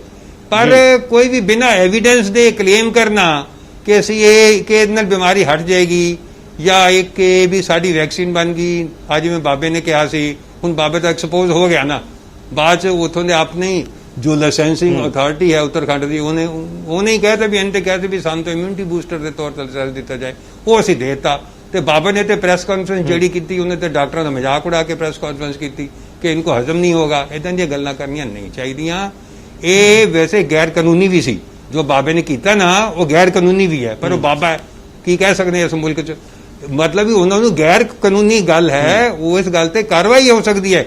ਸਾਡੀ ਪੰਜਾਬ ਮੈਡੀਕਲ ਕੌਂਸਲ ਜਾਂ ਮੈਡੀਕਲ ਕੌਂਸਲ ਆਫ ਇੰਡੀਆ ਦੇ ਐਕਟਾਂ 'ਚ ਇਹ ਗੱਲ ਲਿਖੀ ਹੈ ਕਿ ਕੋਈ ਇਸ ਤਰੀਕੇ ਨਾਲ ਫਰਾਡੀ ਤੌਰ ਤੇ ਕਿਸੇ ਦਵਾਈ ਦੇ ਬਾਰੇ ਨਹੀਂ ਪ੍ਰਚਾਰ ਕਰ ਸਕਦਾ। ਸੋ ਇਸ ਗੱਲ ਤੇ ਮੈਂ ਨਹੀਂ ਸਮਝਦਾ ਕਿ ਇੱਦਾਂ ਦੀਆਂ ਗੱਲਾਂ ਠੀਕ ਹਨ। ਸਮਾਜ ਨੂੰ ਸਹੀ ਸੇਧ ਦੇਣੀ ਚਾਹੀਦੀ ਹੈ ਉਸ ਵੇਲੇ ਜਦੋਂ ਅਸੀਂ ਇੱਕ ਘੋਰ ਸੰਕਟ ਦੇ ਵਿੱਚੋਂ ਗੁਜ਼ਰ ਰਹੇ ਹਾਂ। ਹਰ ਵਿਅਕਤੀ ਤਣਾਅ ਦੇ ਵਿੱਚ ਹੈ, ਹਰ ਵਿਅਕਤੀ ਖਤਰੇ ਵਿੱਚ ਹੈ। ਤੁਸੀਂ ਆਪ ਹੀ ਇਸ ਪ੍ਰੋਗਰਾਮ ਦੀ ਚਰਚਾ ਹੀ ਇਸ ਗੱਲ ਤੇ ਹੋ ਰਹੀ ਹੈ ਕਿ ਜਿਹੜੇ ਲੋਕ ਜਿਹਨੂੰ ਅਸੀਂ ਫਰੰਟ ਲਾਈਨ ਵਰਕਰ ਕਹਿੰਦੇ ਹਾਂ, ਜਾਂ ਪ੍ਰਸ਼ਾਸਨਿਕ ਅਧਿਕਾਰੀ ਹੈ ਜਾਂ ਡਾਕਟਰ ਹੋਰ ਹੈਲਥ ਵਰਕਰ, ਉਹੀ ਫਸੇ ਪਏ ਨੇ, ਤਾਂ ਫਿਰ ਹੋਰਾਂ ਦਾ ਕੀ ਹੋਏਗਾ। ਇਸ ਲਈ ਬਹੁਤ ਇਹ ਗੰਭੀਰ ਸੰਕਟ ਹੈ। ਇਸ ਨੂੰ ਹਲਕੀਆਂ ਗੱਲਾਂ ਨਾਲ ਨਾ ਇਹਨੂੰ ਚਲਾਇਆ ਜਾਏ, ਨਾ ਕੋਈ ਰਾਜਨੀਤਿਕ ਪ੍ਰੈਸ਼ਰ ਨਾਲ ਚਲਾਇਆ ਜਾਏ। ਇਹਨੂੰ ਮੈਡੀਕਲ ਸਾਇੰਟਿਸਟ ਦੇ ਜਿਹੜੇ ਐਕਸਪਰਟਸ ਹਨ ਉਹਨਾਂ ਦੀ ਰਾਏ ਨਾਲ ਪ੍ਰਸ਼ਾਸਨ ਨੂੰ ਫੈਸਲੇ ਲੈਣੇ ਚਾਹੀਦੇ ਹਨ। ਮੈਂ ਤਾਂ ਇਸ ਬਾਰੇ ਇੰਨੀ ਗੱਲ ਕਹਾਂਗਾ। ਬਿਲਕੁਲ ਜੀ ਡਾਕਟਰ ਗਿੱਲ, ਕੀ ਲੱਗਦਾ ਜੋ ਡਾਕਟਰ ਰਾਜ ਬਹਾਦਰ ਕਹਿ ਰਹੇ ਸੀ ਚਲੇ ਗਏ, ਡਾਕਟਰ ਰਾਜ ਬਹਾਦਰ ਤੇ ਬਿਜ਼ੀ ਸੀਗੇ, ਉਹ ਮੀਟਿੰਗ ਚ ਕਿਸੇ ਅਸੀਂ ਉਹਨਾਂ ਦਾ ਟਾਈਮ ਲਿਆ। ਡਾਕਟਰ ਗਿੱਲ, ਕੀ ਲੱਗਦਾ ਤੁਹਾਨੂੰ ਫਿਰ ਆਉਣ ਵਾਲੇ ਦਿਨਾਂ ਜਿਹੜਾ ਵਾਰ-ਵਾਰ ਚਾਹੇ ਵੈਕਸੀਨ ਦੀ ਗੱਲ ਹੋ ਰਹੀ ਹੈ, ਚਾਹੇ ਐਕਸਪੈਰੀਮੈਂਟਾਂ ਦੀ ਗੱਲ ਹੋ ਰਹੀ ਹੈ, ਤੁਹਾਨੂੰ ਕੀ ਲੱਗਦਾ ਕਿਉਂਕਿ ਤੁਸੀਂ ਡਿਪਟੀ ਡਾਇਰੈਕਟਰ ਕੋਵਿਡ ਹੋ, ਤੁਹਾਡੇ ਕੋਲ ਸਾਰੀਆਂ ਜਾਣਕਾਰੀਆਂ ਸਰਕਾਰੀ ਤੌਰ ਤੇ ਆਉਂਦੀਆਂ ਹੋਣਗੀਆਂ, ਸਰਕਾਰੀ ਤੌਰ ਤੇ ਕੀ ਜਾਣਕਾਰੀਆਂ ਆ ਰਹੀਆਂ ਤੁਹਾਡੇ ਕੋਲੇ? ਸਰ ਮੈਂ ਪਹਿਲਾਂ ਹੀ ਤੁਹਾਨੂੰ ਦੱਸਿਆ ਵੀ ਇਹ ਹਜੇ ਕੋਈ ਬਹੁਤ ਇਹਦਾ ਕਨਫਰਮਡ ਸਾਡੇ ਕੋਲ ਕੋਈ ਡਾਕੂਮੈਂਟਰੀ ਨਹੀਂ ਆਈ, ਪਰ ਜਿਹੜੀ ਚੀਜ਼ ਬਹੁਤ ਜ਼ਰੂਰੀ ਤੇ ਸਾਡੇ ਸਾਹਮਣੇ ਹੈ ਉਹ ਇਹ ਹੈ ਕਿ ਇਨਫੈਕਸ਼ਨ ਬੜੀ ਤੇਜ਼ੀ ਨਾਲ ਵੱਧ ਰਹੀ ਹੈ, ਔਰ ਸਾਨੂੰ ਲੋਕਾਂ ਨੂੰ ਇਹ ਗਾਈਡ ਕਰਨਾ ਬਹੁਤ ਜ਼ਰੂਰੀ ਹੈ ਕਿ ਜਿਹੜੀਆਂ ਹਦਾਇਤਾਂ ਦਿੱਤੀਆਂ ਗਈਆਂ ਡਿਪਾਰਟਮੈਂਟ ਵੱਲੋਂ ਉਹਨਾਂ ਦਾ ਪਾਲਣ ਕਰਨ। ਤਕਲੀਫ ਆਉਂਦੀ ਹੈ ਤਾਂ ਸਾਡੇ ਡਿਪਾਰਟਮੈਂਟ ਨਾਲ ਰਾਬਤਾ ਕਾਇਮ ਕਰਨ। ਸਾਡੇ ਕਮਿਊਨਿਟੀ ਹੈਲਥ ਸੈਂਟਰ ਤੱਕ ਹਰ ਜਗ੍ਹਾ ਤੇ ਫਲੂ ਕਾਰਨਰ ਬਣੇ ਆ, ਉੱਥੇ ਜਾ ਕੇ ਆਪਣਾ ਟੈਸਟ ਕਰਾ ਸਕਦੇ ਆ ਜੀ। ਮੈਨੂੰ ਯਾਦ ਹੈ ਜਦੋਂ ਅਸੀਂ ਸਰਵਿਸ ਸ਼ੁਰੂ ਕੀਤੀ ਸੀ ਤਾਂ ਕਹਿੰਦੇ ਸੀ ਕਿ ਮਲੇਰੀਆ ਜਿਸ ਕਿਸੇ ਨੂੰ ਵੀ ਬੁਖਾਰ ਹੋਵੇ ਉਹ ਮਲੇਰੀਆ ਦੀ ਸਲਾਈਡ ਜ਼ਰੂਰ ਬਣਾਵੇ, ਤੇ ਹੁਣ ਵੀ ਹਾਲਾਤ ਉਹੋ ਜਿਹੇ ਹੈ ਕਿ ਜਿਸ ਕਿਸੇ ਨੂੰ ਵੀ ਬੁਖਾਰ ਹੁੰਦਾ ਹੈ, ਗਲਾ ਖਰਾਬ ਹੁੰਦਾ ਹੈ, ਉਹ ਆਪਣੇ ਆਪ ਹੀ ਜਾ ਕੇ ਫਲੂ ਕਾਰਨਰ ਤੇ ਆਪਣਾ ਸਵੈਬ ਦੇਵੇ ਤੇ ਆਪਣਾ ਟੈਸਟ ਕਰਾਵੇ। ਸਰਕਾਰ ਵੱਲੋਂ ਬਿਲਕੁਲ ਫ੍ਰੀ ਕੀਤਾ ਜਾਂਦਾ, ਇਲਾਜ ਬਿਲਕੁਲ ਫ੍ਰੀ ਹੈ, ਕਿਸੇ ਤਰ੍ਹਾਂ ਦੇ ਕੋਈ ਡਰਨ ਦੀ ਜ਼ਰੂਰਤ ਨਹੀਂ ਹੈਗੀ। ਥੋੜਾ ਭਰੋਸਾ ਰੱਖਣਾ ਪਊਗਾ ਆਪਦੇ ਆਪ 'ਚ ਵੀ, ਸਰਕਾਰ 'ਚ ਵੀ। ਅਦਰਵਾਈਜ਼ ਜਿਵੇਂ ਸਾਡੇ ਵੀਸੀ ਸਾਹਿਬ ਨੇ ਦੱਸਿਆ ਕਿ ਦਵਾਈ ਬਹੁਤ ਮਹਿੰਗੀ ਹੈ ਔਰ ਸਾਡੀ ਮੈਜੋਰਟੀ ਜਨਤਾ ਉਸ ਦਵਾਈ ਨੂੰ ਅਫੋਰਡ ਨਹੀਂ ਕਰ ਸਕੂ। ਦਵਾਈ ਤੇ ਵੈਕਸੀਨ ਦੀਆਂ ਗੱਲਾਂ ਫਿਲਹਾਲ ਉਹੀ ਪੜ੍ਹੇ ਲਿਖੇ ਲੋਕ ਕਰਦੇ ਆ ਜਿਹੜੇ ਆਪਦੇ ਇੱਕ ਦਾਇਰੇ 'ਚ ਰਹਿੰਦੇ ਆ ਤੇ ਉਹ ਦਾਇਰਾ ਲੂਜ਼ ਕਰਨਾ ਨਹੀਂ ਚਾਹੁੰਦੇ ਆਪਦੀ ਲਗਜ਼ਰੀ ਦਾ। ਅਦਰਵਾਈਜ਼ ਜੇ ਅਸੀਂ ਆਮ ਲੋਕਾਂ ਦੀ ਗੱਲ ਦੇਖੀਏ ਤਾਂ ਸਾਡੇ ਲਈ ਉੱਥੇ ਬਹੁਤ ਜ਼ਰੂਰੀ ਹੈ ਕਿ ਅਸੀਂ ਉਹਨਾਂ ਨੂੰ ਮਾਸਕ ਪਹਿਨਣ ਬਾਰੇ, ਆਪਣੇ ਹੱਥ ਬਾਰ-ਬਾਰ ਧੋਣ ਬਾਰੇ ਤੇ ਸੋਸ਼ਲ ਜਾਂ ਸਰੀਰਕ ਡਿਸਟੈਂਸ ਰੱਖਣ ਵਾਸਤੇ ਕਹੀਏ। ਮੈਂ ਇੱਥੇ ਤੁਹਾਡਾ 1 ਮਿੰਟ ਲਾਉਂਗਾ ਕਿ ਸਾਡੇ ਉਹ ਫੌਜਾਂ ਸਾਡੀਆਂ ਜਿਹੜੀਆਂ ਇਸ ਬਿਮਾਰੀ ਨਾਲ ਲੜ ਰਹੀਆਂ, ਸਾਡੇ ਆਫੀਸਰਸ, ਪਰ ਚਾਹੇ ਉਹ ਪ੍ਰਸ਼ਾਸਨਿਕ ਹੈ, ਚਾਹੇ ਸਾਡੇ ਆਪਦੇ ਡਾਕਟਰ ਸਾਹਿਬਾਨ ਹੈ, ਸਾਡਾ ਪੈਰਾਮੈਡੀਕਲ ਸਟਾਫ ਹੈ, ਬਾਕੀ ਦੇ ਡਿਪਾਰਟਮੈਂਟ ਪੁਲਿਸ ਹੈ ਜਾਂ ਹੋਰ ਟੀਚਿੰਗ ਡਿਪਾਰਟਮੈਂਟ 'ਚੋਂ ਵੀ ਬਹੁਤ ਲੋਕ ਸਾਡੀ ਬਹੁਤ ਮਦਦ ਕਰ ਰਹੇ ਆ, ਤੇ ਖਾਸ ਕਰਕੇ ਸਾਡੇ ਜਿਹੜੇ ਸਫਾਈ ਨਾਲ ਸੰਬੰਧਿਤ ਵਰਕਰ ਹੈ ਉਹਨਾਂ ਨੂੰ ਮੇਰੀ ਇਹੀ ਬੇਨਤੀ ਹੈ ਕਿ ਤੁਸੀਂ ਧਿਆਨ ਜ਼ਰੂਰ ਰੱਖੋ, ਮਾਸਕ ਜ਼ਰੂਰ ਪਾਓ, ਹੱਥ ਜ਼ਰੂਰ ਘੰਟਾ 2 ਘੰਟੇ ਬਾਅਦ ਜਦੋਂ ਮੌਕਾ ਮਿਲਦਾ ਜ਼ਰੂਰ ਧੋਵੋ। ਇਹ ਵੀ ਇੱਕ ਪ੍ਰੋਬਲਮ ਹੈ ਸਰ ਕਿ ਸੈਨੀਟਾਈਜ਼ਰ ਅਸੀਂ ਜੇਬ 'ਚ ਪਾਇਆ, ਹੱਥ ਤੇ ਲਾਇਆ, ਹੱਥ ਸਾਫ਼ ਕਰ ਲਏ, ਉਹ ਹੁਣ ਸੈਨੀਟਾਈਜ਼ਰ ਸਾਰੇ ਹੱਥ 'ਤੇ ਤਾਂ ਜਾਂਦਾ ਨਹੀਂ, ਵਾਇਰਸ ਤਾਂ ਫਿਰ ਲੱਗਿਆ ਰਹਿ ਜਾਂਦਾ ਜੀ। ਤੇ ਇਸ ਕਰਕੇ ਬਹੁਤ ਜ਼ਰੂਰੀ ਹੈ ਕਿ ਆਫੀਸਰ ਸਾਹਿਬਾਨ ਖਾਸ ਕਰਕੇ ਜਦੋਂ ਟੂਰਾਂ ਤੇ ਜਾਂਦੇ ਆ ਤਾਂ ਜਦੋਂ ਕਦੇ ਵੀ ਮੌਕਾ ਮਿਲੇ ਆਪਣੇ ਹੱਥ ਸਾਬਣ ਨਾਲ ਪ੍ਰੋਪਰਲੀ ਜ਼ਰੂਰ ਧੋਣ। ਇਹ ਬਹੁਤ ਜ਼ਰੂਰੀ ਹੈ। ਸਾਡੀ ਫੌਜ ਦਾ ਕਾਇਮ ਰਹਿਣਾ ਬਹੁਤ ਜ਼ਰੂਰੀ ਹੈ। ਬਿਮਾਰੀ ਨਾਲ ਅਸੀਂ ਲੜ ਲਾਂਗੇ, ਕੋਈ ਗੱਲ ਨਹੀਂ। ਬਿਲਕੁਲ। ਤੇ ਲਾਸਟ ਸਵਾਲ, ਜਿਹੜੀ ਇਹ 15 ਅਗਸਤ ਵਾਲੀ ਗੱਲ ਸੀਗੀ ਜਿਹਦੇ ਤੇ ਚਰਚਾ ਦੁਬਾਰਾ ਉਤੇ ਰੀਥਿੰਕ ਵੀ ਹੋ ਰਿਹਾ ਹੈ, ਤੁਹਾਨੂੰ ਕੀ ਲੱਗਦਾ ਕਦੋਂ ਤੱਕ ਕੋਈ ਇਨਫੋਰਮੇਸ਼ਨ ਹੈ ਇਹ ਜੀ, ਕਦੋਂ ਤੱਕ ਮਾਰਕੀਟ 'ਚ ਆ ਜਾਏਗੀ ਦਵਾਈ? ਸਰ ਵੈਕਸੀਨ ਕਦੋਂ ਤੱਕ ਆ ਜਾਏਗੀ ਮਾਰਕੀਟ 'ਚ? ਮੈਨੂੰ ਡਿਪਾਰਟਮੈਂਟ 'ਚ ਰਹਿਣ ਤੇ ਬਿਮਾਰੀ ਤੋਂ ਲੋਕਾਂ ਨੂੰ ਬਚਾਉਣ ਦੀ ਜ਼ਿਆਦਾ ਚਿੰਤਾ ਹੈ, ਤਾਂ ਸਾਡੇ ਲਈ ਇਹ ਬਹੁਤ ਬਹੁਤ ਬਹੁਤ ਖੁਸ਼ੀ ਦੀ ਗੱਲ ਹੋਊਗੀ ਜੇ ਜਦੋਂ ਵੀ ਕਦੇ ਵੈਕਸੀਨ ਆ ਜੂਗੀ, ਚਾਹੇ ਕੱਲ੍ਹ ਆ ਜੇ, ਪਰ ਉਸ ਦੇ ਨਾਲ ਨਾਲ ਅਸੀਂ ਉਹਨਾਂ ਨੂੰ ਇਸ ਵੇਲੇ ਬਿਮਾਰੀ ਤੋਂ ਜ਼ਰੂਰ ਬਚਾਉਣਾ ਹੈ। ਅਦਰਵਾਈਜ਼ ਜਿਹੜਾ ਹੈ ਸਾਡੇ ਖਾਸ ਕਰਕੇ ਜਿਹੜੇ ਬਜ਼ੁਰਗ ਤੇ ਬਿਮਾਰ ਲੋਕ ਹੈ ਉਹਨਾਂ ਲਈ ਇਹ ਬਿਮਾਰੀ ਬੜੀ ਖਤਰਨਾਕ ਪ੍ਰੂਵ ਹੋ ਰਹੀ ਹੈ। ਅਸੀਂ ਦੇਖ ਰਹੇ ਵੀ ਸਾਡੇ 90-95% ਲੋਕ ਉਹ ਹੈ ਜਿਨ੍ਹਾਂ ਨੂੰ ਪਹਿਲਾਂ ਕੋਈ ਨਾ ਕੋਈ ਬਿਮਾਰੀਆਂ ਹੈਗੀਆਂ, ਤੇ ਜਦੋਂ ਵੀ ਕਦੇ ਕਰੋਨਾ ਹੁੰਦਾ ਹੈ ਜਾਂ ਇਹਦਾ ਇਨਫੈਕਸ਼ਨ ਹੁੰਦੀ ਹੈ, ਇਹਦੇ 'ਚ ਇੱਕ ਚੀਜ਼ ਮੈਂ ਹੋਰ ਦੱਸਣੀ ਚਾਹੂੰਗਾ ਕਿ ਜਦੋਂ ਵੀ ਕਿਸੇ ਨੂੰ ਕੋਵਿਡ ਹੁੰਦਾ ਹੈ ਉਹਦੇ ਨਾਲ ਆਕਸੀਜਨ ਦੀ ਕਮੀ ਬੜੀ ਤੇਜ਼ੀ ਨਾਲ ਹੁੰਦੀ ਹੈ, ਔਰ ਸਾਡੇ ਸਰੀਰ 'ਚ ਜਿਹੜਾ ਵੀ ਕੋਈ ਅੰਗ ਪਹਿਲਾਂ ਹੀ ਬਿਮਾਰ ਪਿਆ ਹੈ, ਪਹਿਲਾਂ ਹੀ ਡਿਫੈਕਟਡ ਹੈ, ਉਹ ਆਕਸੀਜਨ ਦੀ ਮਾਰ ਨਹੀਂ ਚੱਲਦਾ ਤੇ ਉਸ ਬੰਦੇ ਲਈ ਬੜਾ ਖਤਰਨਾਕ ਸਾਬਤ ਹੁੰਦਾ। ਬਿਲਕੁਲ, ਜ਼ਿਆਦਾਤਰ ਮੌਤਾਂ ਉਹੀ ਹੋ ਰਹੀਆਂ ਨੇ ਜਿਨ੍ਹਾਂ ਨੂੰ ਹੋਰ ਬਿਮਾਰੀਆਂ ਨੇ, ਬਹੁਤ ਜ਼ਿਆਦਾ ਮੌਤਾਂ ਉਹਨਾਂ ਲੋਕਾਂ ਦੀਆਂ ਹੋ ਰਹੀਆਂ। ਹਾਲਾਂਕਿ ਤੰਦਰੁਸਤ ਲੋਕ ਵੀ ਚਲੇ ਗਏ ਨੇ। ਬੜਾ ਹੀ ਦੁੱਖ ਦੀ ਖਬਰ ਘਰੇ ਆਉਂਦੀ ਹੈ ਕਿਸੇ ਦੇ ਤਾਂ ਬੜਾ ਹੀ ਮਾਤਮ ਜਿਹੜਾ ਛਾ ਜਾਂਦਾ ਹੈ। ਤਾਂ ਡਾਕਟਰ ਗਿੱਲ, ਤੁਹਾਡਾ ਬਹੁਤ ਧੰਨਵਾਦ ਇਹ ਸਾਰੀਆਂ ਜਾਣਕਾਰੀਆਂ ਲਈ, ਕਿਉਂਕਿ ਇਸ ਦੌਰ 'ਚ ਭਰੋਸਾ ਹੀ ਇੰਪੋਰਟੈਂਟ ਹੈ ਡਾਕਟਰਾਂ ਤੇ ਲੋਕਾਂ ਦਰਮਿਆਨ, ਪ੍ਰਸ਼ਾਸਨ ਤੇ ਲੋਕਾਂ ਦਰਮਿਆਨ, ਸਰਕਾਰਾਂ ਤੇ ਲੋਕਾਂ ਦਰਮਿਆਨ ਵੀ, ਤਾਂ ਕਿ ਇਨਫੋਰਮੇਸ਼ਨ ਪਹੁੰਚਦੀ ਰਹੇ। ਇਸੇ ਕਰਕੇ ਅਸੀਂ ਇਸ ਤੇ ਗੱਲ ਕੀਤੀ ਹੈ। ਧੰਨਵਾਦ ਤੁਹਾਡਾ ਡਾਕਟਰ ਗਿੱਲ। ਡਾਕਟਰ ਮਿੱਤਰਾ ਤੁਹਾਡਾ ਧੰਨਵਾਦ। ਡਾਕਟਰ ਰਾਜ ਬਹਾਦਰ ਜੀ ਤੁਹਾਡਾ ਧੰਨਵਾਦ, ਤੁਸੀਂ ਬਹੁਤ ਬਿਜ਼ੀ ਸੀ, ਉਹਦੇ ਬਾਵਜੂਦ ਵੀ ਟਾਈਮ ਕੱਢਿਆ। ਤਾਂ ਅਸੀਂ ਚਰਚਾ ਹੀ ਕਰ ਰਹੇ ਸੀ ਕਿ ਫਰੰਟ ਲਾਈਨ ਦੇ ਲੋਕ ਵੀ ਜਿਹੜੇ ਪਹਿਲੀ ਕਤਾਰ 'ਚ ਲੜ ਰਹੇ ਨੇ ਉਹ ਵੀ ਇਹਦਾ ਸ਼ਿਕਾਰ ਹੋ ਰਹੇ ਨੇ। ਕਿਸ ਤਰੀਕੇ ਦੇ ਨਾਲ ਉਹ ਤੋਂ ਬਚਣਾ ਔਰ ਕਿਸ ਤਰੀਕੇ ਦੇ ਨਾਲ ਆਉਣ ਵਾਲੇ ਸਮੇਂ 'ਚ ਜਿਹੜਾ ਕਿਹਾ ਜਾ ਰਿਹਾ ਕਿ ਹੋਰ ਸਿਖਰ ਤੇ ਜਾਏਗਾ ਕਰੋਨਾ, ਉਹਦੇ ਤੋਂ ਬਚਣ ਦੀ ਕਿਸ ਤਰ੍ਹਾਂ ਲੋੜ ਹੈ ਤੇ ਚਰਚਾ ਹੋ ਰਹੀ ਸੀ। ਤੁਸੀਂ ਦੇਖ ਰਹੇ ਸੀ ਪ੍ਰਾਈਮ ਟਾਈਮ। ਅੱਗੇ ਦੇਖੋ ਦੇਸ਼ ਦੁਨੀਆ ਦੀਆਂ ਵੱਡੀਆਂ ਖਬਰਾਂ।